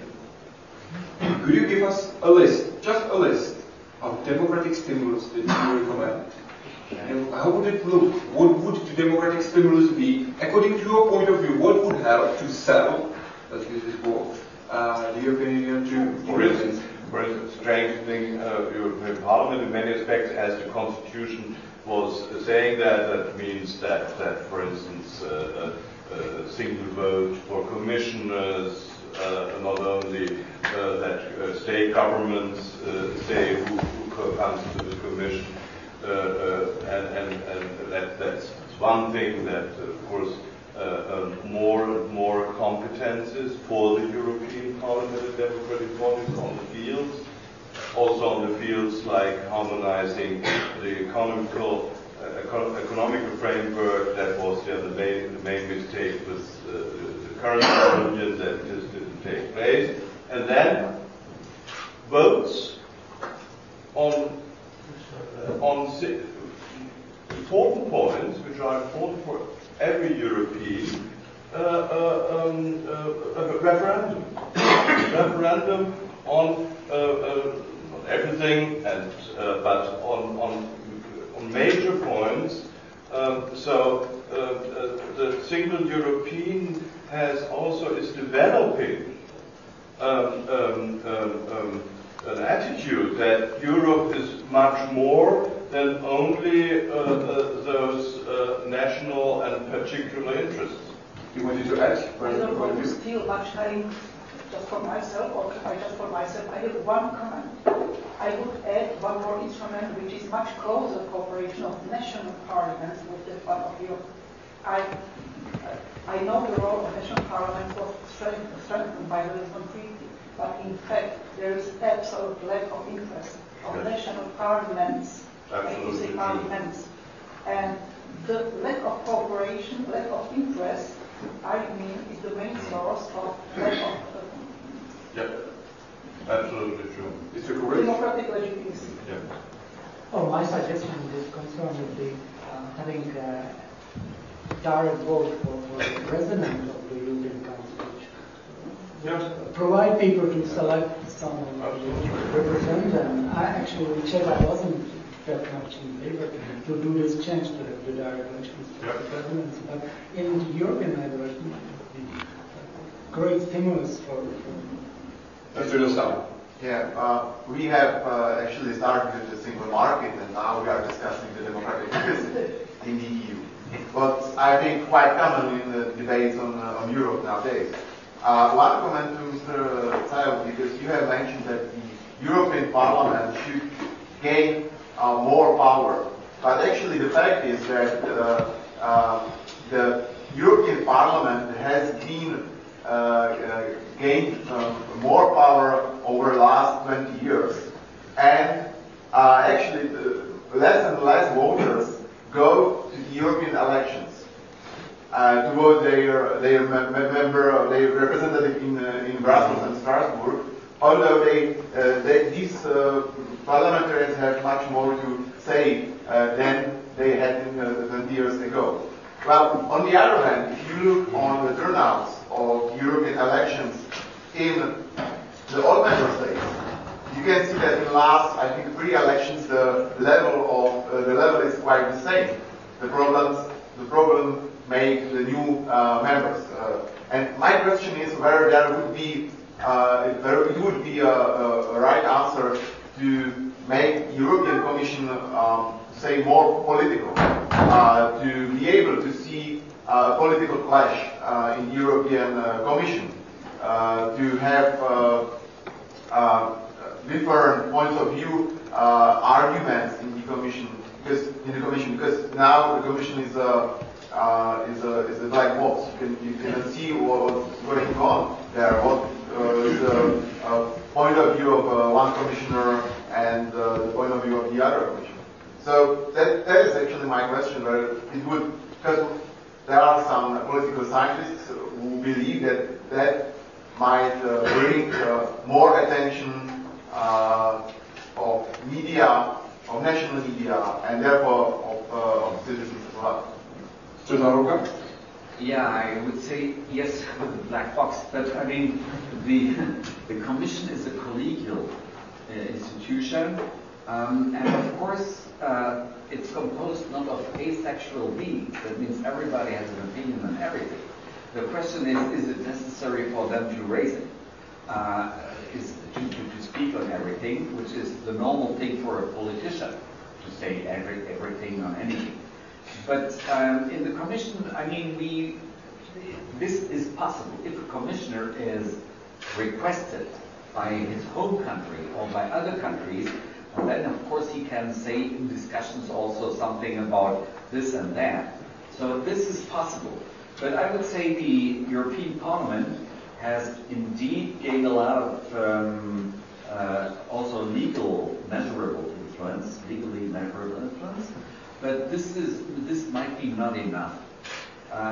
For instance, the right of initiative and stuff like that. Although the right of initiative can be diverted by a resolution to the Commission, and then the Commission has to do something. This is possible, but normally it's only the Commission, but you can accelerate that, of course, quite significantly. On the other hand, if the right of initiative would be exercised by the European Parliament, then you would have to think about how to get an apparatus of civil servants to the European Parliament as well. This has been saved right now. The issue is that I think we are now at an inevitable subject, which it has to do, of course, with the single market. The issue is what you asked my colleagues before, that you wanted to have an enumerative list of democratic initiatives, etc. There are a lot of behavior patterns in the sense of participative democracy within the European Union possible right now already, but people have to know it, and by initiative to initiative that grows. For instance, we have the so-called green books, which are discussion books on future initiatives. They are put at the disposition of everyone who is interested. But that requires that the one who is interested regards the internet. Second point is, you have internet auditions, you have physical auditions, physical meetings, introductory meetings, and so on. This is also done in the capitals of the EU member states by the EU representations there, which are quite important, but not always estimated in the same way. So that means the European Union, which is a unique test lab of 28 countries, does a lot, but it fails to, I mean, the life does not consist of the European Union either, I have to say. I have to admit. It exists of national countries, regions, local government, and above all, of the European Union. For a German or an Austrian who is accustomed to a federal system, it's easy. Because we are accustomed to a threefold system: federal level, state level, the Länder level, and the local level. So now we have to take a fourth level into our brain, which means the European level above it. It functions more or less. People follow that principle, although they may not know that, but they follow that in principle. And the Eurobarometer always indicates that they try to try to pose innocent questions and get kind of innocent answers. So on the whole, I would say this is not a mission impossible, and also the local governments are more important than we all think. I was recently in Lithuania at the first meeting of mayors and local governments on Europe.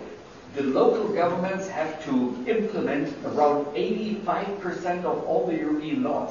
It is the local governments, not the national governments. The local governments have to implement that. So they should know it, and they are grateful to get to know this and to implement that. So the local governments are the natural allies of the Europeans, although they might not always know that. So let's do something in this field, especially in the single market. You have all described the future of European Union in a way, and the necessary steps you believe that should be done. But you, Mr. Kruliš, what's your point of view on the future of European Union and on the future of single market? What steps should be done to improve the situation? Oh, my view would be that, of course, it should not stop as it is. One way would be really the introduction of the country of origin to sectors where it is not used. That's we are still not reaping the full benefits of the internal market. That would be definitely from the first. And as we are not using this and we use some kind of alternative, specific smart actions how to get across, not to go directly and allowing free movement, having the regulation of the country where the provider is established, and we use those smart tools like points of single contact, which allows to simplify the administrative barriers. And it's a smart tool, and it is effective to some extent, but it cannot help in every situation. So definitely there is a space to move forward and to. But as we do tackle it, it's connected with this democratic support for such a movement. I may hesitate whether this would be supported in several years. Thank you. We will move from the future to the present and also a little bit to the past.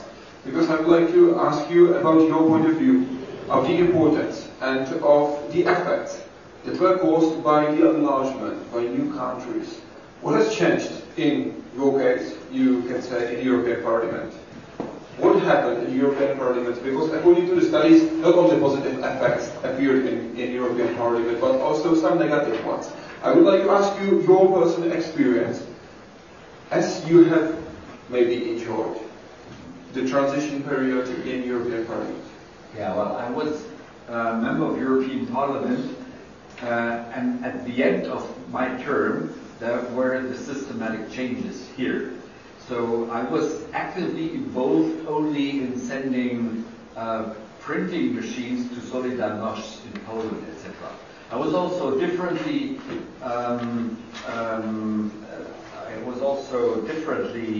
engaged in some other cases in my then function as attorney at law. But this is something I'm bound by my silence oath not to reveal that too publicly. Anyway, it functioned very well, and so everybody was happy about that. Full stop. I mean, we were happy about that, it was also it's a matter of getting accustomed to each other. But right now you can work perfectly. There is a perfect integration in the European Parliament. What you might have mentioned as negative experience, this is not confined to Central and Eastern European countries alone. Above all, there are some protest movements which might breathe out, and not to high involvement in historical facts. And for us but the historical facts for the CEECs, for the Central and Eastern European countries, are slightly different than our facts. And we have to see that for instance, the CEC countries, their first priority has been to join NATO, which has been somehow looked upon strangely by the citizens of Western Europe, etc. Because NATO, in our point of view, was slightly but steadily declining. But now it's up again, but the question has been at first, why the hell you need NATO when the Cold War is over? But of course you can need NATO also for other purposes. And the second question is if the long-term connections of the Cold War are really over. So this has been a kind of discussion field, but I wouldn't give that too many. And also, I mean, there are always some new parties in Poland, also in Czech Republic and in Hungary, which at least need some observation in order to put them onto the right shelf. This is the only thing I would say, but otherwise it functions very well, and the integration has been until now, in my opinion, a full success. Mr. Zeil, according to your point of view, what did new countries bring to the single market after the enlargement? Well, I think it was for both sides a success story, the enlargement of 2004, because if you look at states that I also visited with large delegations of businessmen and science like Czech Republic, Poland, Slovenia, the Baltic states, that they brought in a new dynamic. They brought in a young population, which was and is much more hungry for new things, for progress than, for instance, in the so-called elder countries. And this was a vice versa stimulus. And it's very interesting, for instance, to see that in most countries who joined the European Union in 2004, the banking system was much more solid than others because they had already to come up and to match up with requirements. So they were not so much in trouble. Of course, we can't neglect that the Czech economy took longer than we expected for recovery after the crisis, but still on a high level. And would you say the very same thing about the enlargement in 2007? I would say the problem in enlargement 2007 as well as 2002 with Greece, as we know nowadays, this was the most remarkable example. Greece, as we know today, the standards were just not obeyed. And the standards were not, they were on the paper, but the figures were wrong, and as we know, the whole community in Greece got in trouble because of that. But I would not compare this with 2007, the countries who joined, and completely there are different problems. I have to confess that I was in the federal parliament at the time, and when I read the report of the European Union, of the European Commission, probably it would have not yet been the time for those countries countries to join, but also when we see today, there are also a lot of successes. So I wouldn't say it was a completely wrong decision. What I want to make a point is that when you look at the standards and the requirements the countries of 2004 presented, they delivered in many respects a lot more. Other countries at other days delivered. And that's why I say 2004 is actually, wherever you look at, with all the setbacks and shortcomings, is a great success. Excuse me, I would just like to hear the opinion of Sofia, because we just heard the 2007 enlargement came maybe too soon. That's rubbish. Defend. Well, I think we're trapped in this national mentality here. The enlargement basically benefits the old member states much more than the new member states currently. It is like the problem with the migration. I mean, the migration we talk a lot about now within Europe, which shouldn't be called migration, but the free movement of people, in fact benefits mostly the countries who receive people, not those who send people. I mean, if you look at the numbers, including in Britain, but also Germany and elsewhere, the migrants from Eastern Europe or from Southern Europe, because they're not, only east-west, they're also in different directions coming, contribute more to their treasury, their social network system than they use. Because those people, as the research did show as well, generally move to seek jobs, not so much to benefit from social security. And the prohibition periods, the restriction periods, were a very wrong decision to be made, again, because it's easy to explain to voters.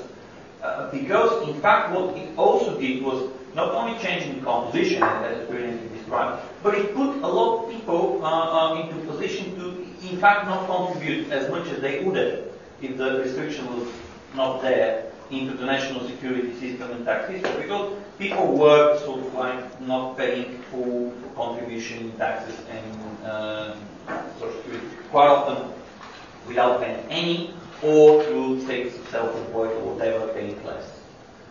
For example, 40% of the workers who built the Olympic Stadium in London were Romanians. And many of those workers would have contributed more to the social system and to the tax system of the United Kingdom if the restrictions were not there in place. So the same thing about whether Romania and Bulgaria were ready to join or not. I mean, Bulgaria and Romania both are contributors to growth ever since they joined. The problems of the two countries are much more in the sphere of the judiciary, the supremacy of law. So this will be a long process, which probably will take a generation to sort of like improve. But from economic perspective, because we talk about the single market, that these two countries are contributors, and in fact they suffer from the current environment in Europe more than they expected to initially, because the crisis now is only, the economic crisis is only locked in Europe. It's not global anymore. It's finished with its global sort of aspect. It is only within Europe now. It will probably take us longer than the Americans or the Asians to come out, although it's probably seeing new turbulence. But the crisis also, 2008 and later, created a kind of new division in Europe. I mean, until then the division was old countries, new countries, west, east. After 2009, it's more like debtor countries and creditor countries. And geographically, it's much more south-north rather than east-west. And as you said, Martin, in the east, the countries came with a lot more prepared banking sectors because, for example, in Bulgaria, the banking sector was much more stable because it went bust in the middle of the 90s. The whole thing defaulted completely. So it had to go through, complete restart. and was obviously a lot more conservative and a lot more capitalist. Probably the Bulgarian banking sector is the more capitalist sector in whole Europe. But that's because we want to bust in our six. So, I mean, yes, each new country has come with some problems and bad in historic development, but generally as a contributor. And one of the, how to say, strong proofs of that is that today in the world and in Europe, we have by monetary magnitude the biggest ever financial and economic crisis. It is bigger than the Great Recession of the late 20s and the 30s, and it's bigger than anything the world's seen before. And at the same time, the social impact of it is a lot more moderate. Why is that? Because the whole process of enlarging Europe, which has been going together with this process of globalization and a lot more free movement of capital, people, services, know-how, knowledge, in a way it creates an environment which is much more flexible. I won't say rigid, but the world is much more flexible actually to respond to economic challenges. The residual problem remains in the political discourse, because it ultimately leads to nationalism, and I very much agree with Hans-Jürgen here that the nationalism, particularly in Europe, is not so much directed against Europe. It is really the anger of certain social classes in Europe against their own governments, which is most easily exploited if you put the political discourse on the provocative but very populist and easy to understand mentality of us, them. We lose, they benefit, zero-sum game. So here I just want to conclude with one thing which we somehow neglect a little bit in Europe, and again, perhaps you can say it brilliantly. We have to get rid of our excuse us mentality. I mean, we are the biggest free market in the world. Europe is the biggest free market in the world. And it is as a result of expansion of it. But also, potentially, it can be the greatest if we believe in it. I mean, very few Americans value highly their government now. I mean, the polls show that the Congress is at its absolute lowest ever in terms of popularity, and the American political life is totally, how to say, distrusted by the common American. But go and ask each of them, do they think America is great? Everyone believes firmly America is great. In Europe, a little bit vice versa. Yeah, we're not even sure what Europe is. So we have to help the next generation grow with the firm belief that Europe is great. To have victorious mentality, not excuse me mentality. And when we believe that we lost it a bit. Maybe with the expansion and with the enlargement of 2004, 2007, what we lost was this desire for the expansion, because mission completed. So we were not expecting anymore this sort of like great new big union which we were building, because suddenly it was there, and what happens now? Not much really. I mean, some problems, actually many problems, and there is nothing to look forward to. So we are missing some big goal. We're missing a big goal, but we also have to start working with the new generation at school. I mean, we have to teach our kids at school that Europe is great. Teach them about the history of Europe as history of Europe, not only sort of like the history we studied before, and also create more motivation among the young people that, yes, I mean, it is not about zero-sum game, but it is about this win-win you can't really understand with, that everyone benefits from making the pie bigger, not from fighting for a bigger slice of the pie. And that's sadly what the Council of Ministers and the Council of Europe has become. You know, it's become a playground where nationalistic and national egoism prevails, because it's a game about who gets the bigger slice, or who protects their slice not to become smaller. When we should all be working towards, making the pie bigger. And I think ultimately that's where we're going, because the other way is leading to nowhere. To Zahorka? Yes, I just would like to make two small phrases to what you have said. First of all, you asked before what has been the result since 2004. That includes also the single market, what I'm going to say now, but not only. First of all, the new CEC member states have contributed to an objectivation of the view of Russia and the rest of the remainders of the Soviet Empire. In the context of our outspoken Russian policy, where we have to follow the principles of a soft power, but a soft power means always the power of weakness, in contrast to the weakness of power, which is not a soft power then. And second point, towards the Eastern Partnership countries, which has now the first results with association agreements and free and deep and comprehensive free trade agreements, which we're going to sign with two, with Moldova, with Georgia. Others have agreed to sign, Ukraine, Armenia, but they went into the fangs of the project of Putin of a Eurasian Union. And this is an alternative, but it will definitely not function.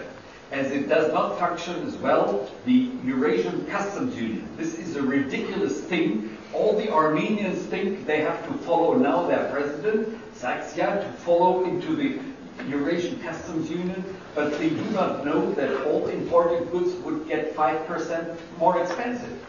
This is the result of that, and this is only part of that. And there are 10,000 in Armenia that really counts, of fish farm employees, of car dealers, of car repair shops, etc., who will have to finish their activity. If that won't be changed before negotiations. And I have a certain confidence in the Armenian diplomacy to do that like a fish.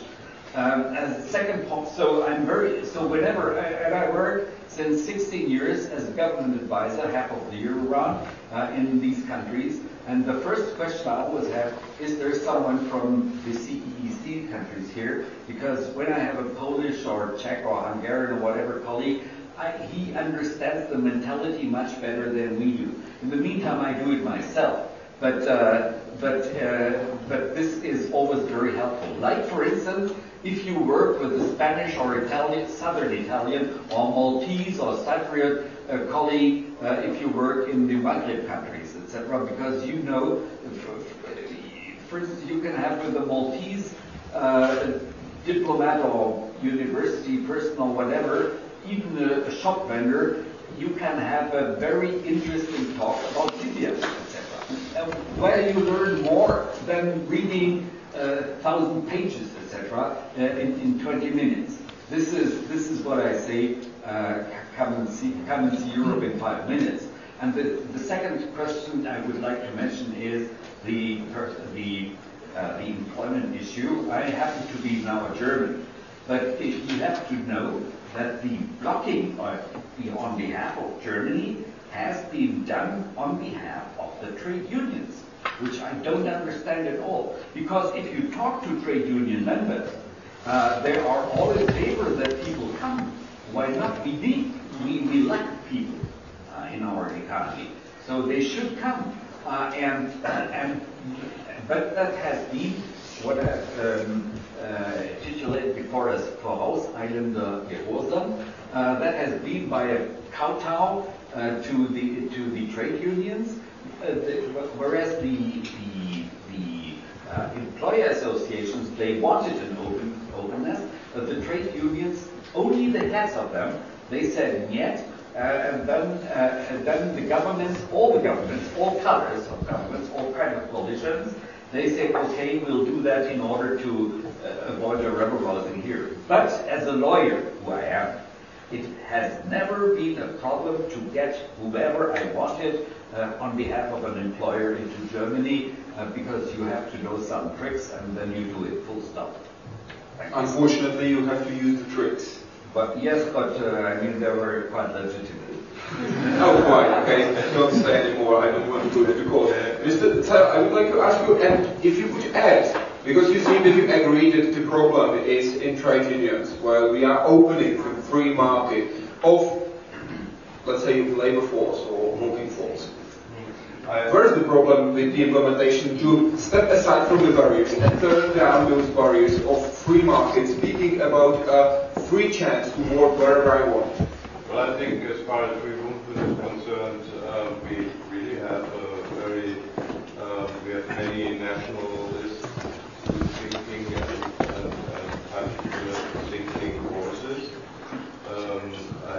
same experience with the trade unions and others, also with, we can't neglect that small-sized companies which fear competition probably on other regulatory level. And but the fact is that all the countries which have not used the postponed period were economically more successful. And why do you believe? Sorry, excuse me. And why would you say that we hear the very same arguments as we had 10 years ago? Why is that? When you can say, okay, look on these figures, these numbers say that if you have no transition period, you will be more successful. Yeah.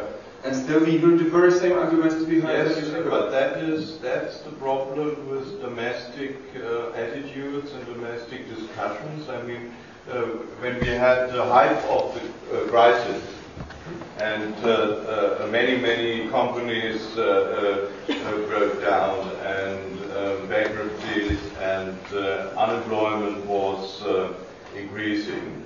Then of course you have always the debate at home that we can't let more people in, so the fences go up within the heads all at once. And that's of course something where we as convinced and enthusiastic Europeans have to stand up, as you described it, and argue against it. But of course, we must be honest and see that underneath there are still a lot of sentiments, a lot of moods, and a lot of things, as you described it perfectly. It's not so much the states within against Europe. It's that there are parts of all societies which have where there are politicians, of course, elections ahead, which tend to use this as a possibility to gain voters. I just want to make two short remarks, even though we might have a little difference as far as the banking union is concerned and its composure. I must say I perfectly agree what you said about Europe, the European vision, and that's why I say let's look at what's happening in Ukraine. Let's look at the Maidan. Those people, they are giving their lives for Europe because they want to join Europe. They feel as Europeans. And that's why I think what we need is, because all problems, shortcomings and whatever, what we need is a debate in Europe about where are we and where do we want to go. I mean, there were some politicians running around within Europe saying, well, now it's enough. 28, it's enough. But this is an absolute absurd position when you look at Ukraine and other countries.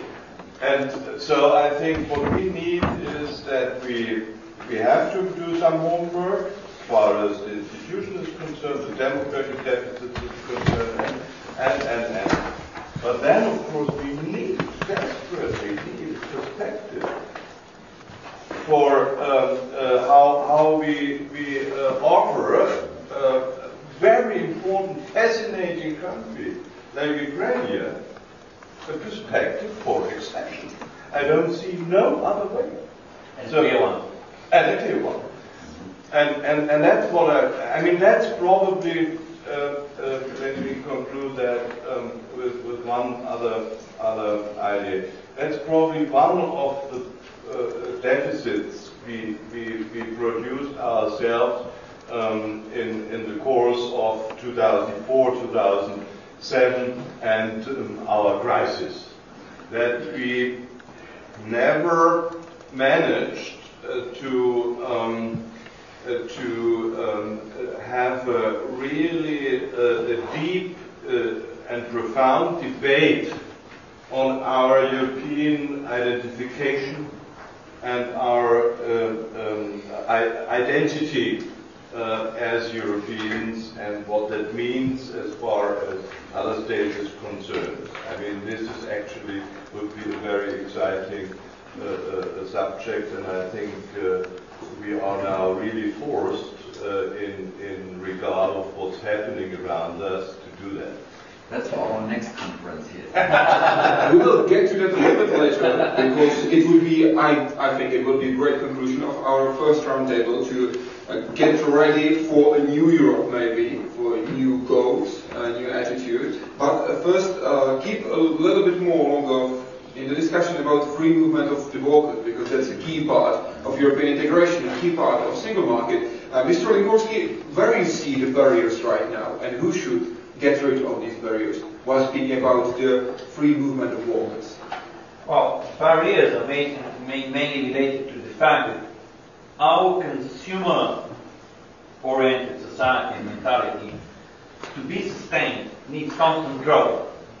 And when the growth is under risk, as it is now, or there is no growth, what happens is exactly what you just, Martin, described. I mean, everyone sort of retracts in their political discourse, in protectionism, and because the sentiment of fear is a lot more easily invoked than the sentiment of building these things for Europe. So, I mean, the barriers probably, could have not been, the barriers were political. So, the barriers were political, and they probably could have not been avoided. But the worst barrier will be if we don't learn from some of the mistakes we make. And the one mistake we now and then repeat, although in different contexts, is that when we feel threatened within Europe, we try to retract back in our sort of national domain. It gives us some false sense of security. We lose out of that. I mean, the research on the free movement of people and labor did show that we're losing on that. The way the banking problem, evolved in Europe also does show that we're kind of losing when we're trying to find partial solutions rather than a big solution. The equilibrium of Nash, which became sort of a center mathematical model for the development of corporate governance and many other economic theories, basically tells us a very simple principle, which is biblical basically. Do unto the others what you want to do unto you. I mean, you're better off when you are working for the better of the whole and you're seeking your benefit within this better for the whole. And this is what Europe is all about. It's a unique experiment and unique example in the history of the world. Maybe the greatest. We don't know what the future will bring, but it is a fantastic example of how nations and people who for centuries were at war because they couldn't divide their market for centuries, eventually came up to a historic process in which all benefit because they work towards the common benefit. And if that works in Europe, that could be a model for many other regions of the world. And we, in a way, owe it to our children and to the other nations as well. There is no option to fail. There is no option to fail. And in order to accelerate it as much as possible, we basically had to come back again to what Martin said, creating a clear European identity. So we know what it is all about because we see people who are not even close to membership in the European Union, like those in Kiev, paying with their lives. So someone else, their relatives and their children could be, and we owe it to them as well. Our President, Mr. Zeil, talked yesterday in the European Parliament, and he introduced this European dream. It means in 2 years to Europe. Yes, it was a part of that, but it wasn't the main task. The question is, what's your European dream, Mr. Me? Yeah. Well, Mr. Zahorka. this is, since I can think of that, I have difficulties to describe my dreams because I forget them too fast. But, you need to read first. No, I just have to think what I should dream. This is not the retrospective, but the anticipative dreaming, which is now requested. My dream is a kind of federalism, whatever it is, because federalism can always be discussed. It should be also discussed. It's a permanent imperative. It is a social market economy, which we already have, more or less. And it's a strong Europe towards outside. This is, by the way, the reason why I have accepted to be the chief editor of a paper which is called European Union Foreign Affairs Journal. And we are not talking what is done against the European Union or whatever, but we discussed how it could be done. And this is, by the way, my real feeling, this is expected from the European Union by the outside. So the European Union, if it just stands here like someone who is drunk too much or whatever, like that, so this is not expected. It is expected from the European Union to stand like a man or to stand like a woman, doesn't matter.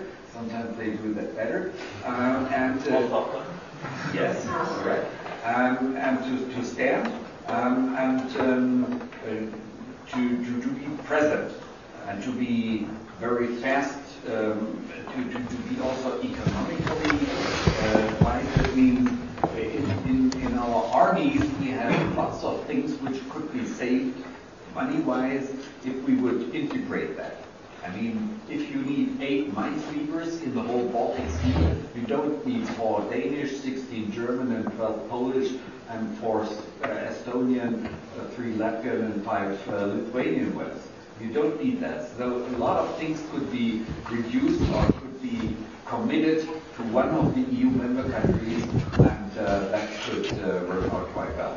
So Europe is a permanent intellectual task. And what I, in this context, would wish is not a Europe which, until now, which has been an elite project, but it should slip more or less, more and more into the direction of a citizens project. The European Union has started with that and made big campaigns of the European Year of the Citizen, 2013, which has been prolonged until the end of 2014, and the best thing would be that we always have a year of the European citizen. But that is a good sign. So away from an elite project to a citizens project, and many people who are just people or part of the mass should be then citizens as well. Mr. Kruliš, your European dream? Well, but we already have kind of movement from the cooperation states somewhere in the middle. And in some extent we are even more than several federations on what basis that is. So, but what we lack is this popular support, and that this should come. And it was lost. There was time when this might have happened when it comes to the Second World War, after the fall of Iron Curtain in the beginning of the 1990s. There might have been something like to sell this idea and find support among the people in Europe. And this would be a dream for me if this happens. Actually, people start to believe in Europe, and not that this is something which is imposed on them. Are there any final comments or questions for the first roundtable? Yeah, could you? Thank you. Going back to Mr. Zeil's question again, or point on enlargement or not, and the very pertinent example of Maidan Square, I just thought I'd throw into the debate a brief question. What would be the panel's thoughts on enlargement and the scale of it, or etc., and integration, should a similar crowd begin to appear on Red Square in Moscow? That's a challenge. Yeah. Well, this is something which has already occupied quite a lot of thoughts. First of all, Russia will not join the European Union that fast. The question in Russia is, do they accept European values and the European political culture in their own system? This is not yet the case, but it is gradually getting in advance. That's a real problem. But there will be no question at all regarding participation within the European Union. There will be, however, things like you can improve endlessly the relation to Russia if you would create a kind of free circulation of services, of free settlement, and so on and so forth. And Russia needs that because it has a stone age old economy. The economy cannot bring that, and they are needing urgently injections in the right sense. So this could be done only with foreign direct investment. In principle, in Russia, nobody's against that, provided it does not hit the sensitive sectors. But this is the question, of course. So it would be a bilateral win-win situation. And by the way, if you ask me, I'm fully in favor that these kinds of things are in the reservoir in Moscow. We have seen in the Maidan. Although it will take a while, but I'm fully in favor. I think it would be better to demonstrate freely in Moscow than to being knocked down by rosewoods, by police sticks as a peaceful demonstrator. I'm interested what the answer of Vladimir Putin would be. We know that. Well, just say two words to that, because I think this is a very, very important question which will already arise in connection with how we are handling our relationship, developing our relationship with Ukraine. Because this can't be done without Russia, as we know. And so I think that in the long run, and it will be a longer run, once we manage to meet our challenges within Europe with the principles of the social market economy, which is much more than only an economical system, it's also a system which is probably the best adjusted to the more democratic principles. And I think that for Russia, we can also be a kind of a blueprint for the transformation that still lies ahead of them. Because they have a very capitalistic system, but not a very democratic one. And the same applies to China and other countries which are in their transformation process. Also applies, for instance, with the Mediterranean region.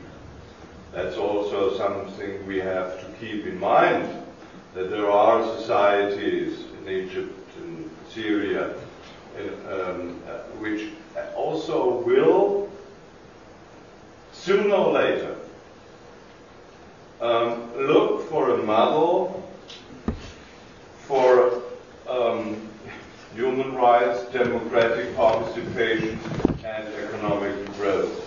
And I think that's how we have to, once we are more unified as Europeans on our identity, where we can then help and support those developments. So I wouldn't, in the long run, I wouldn't exclude that Russia will join the European Union. But I mean, this is something we don't have to decide. This is something which has to do with Russia, how they find their way, because it's not only a European country, it's also an Asian country, with a lot of cultures, with a lot of peoples. And so, I mean, the Germans, not at all, but also the Europeans shouldn't play the lecturers of the world, say how we live, everybody has to live. But I think we can give a very convincing example for those societies, and the more we are successful with that, the more perspectives of association, of common markets there are. Mr. Lingorski? Thank you. Anyway, I just wanted to add to what Martin said, that basically, and even basically, we had to get Europe growing again, and you had to make Europe attractive. That happens through invigorating and stimulating our single market.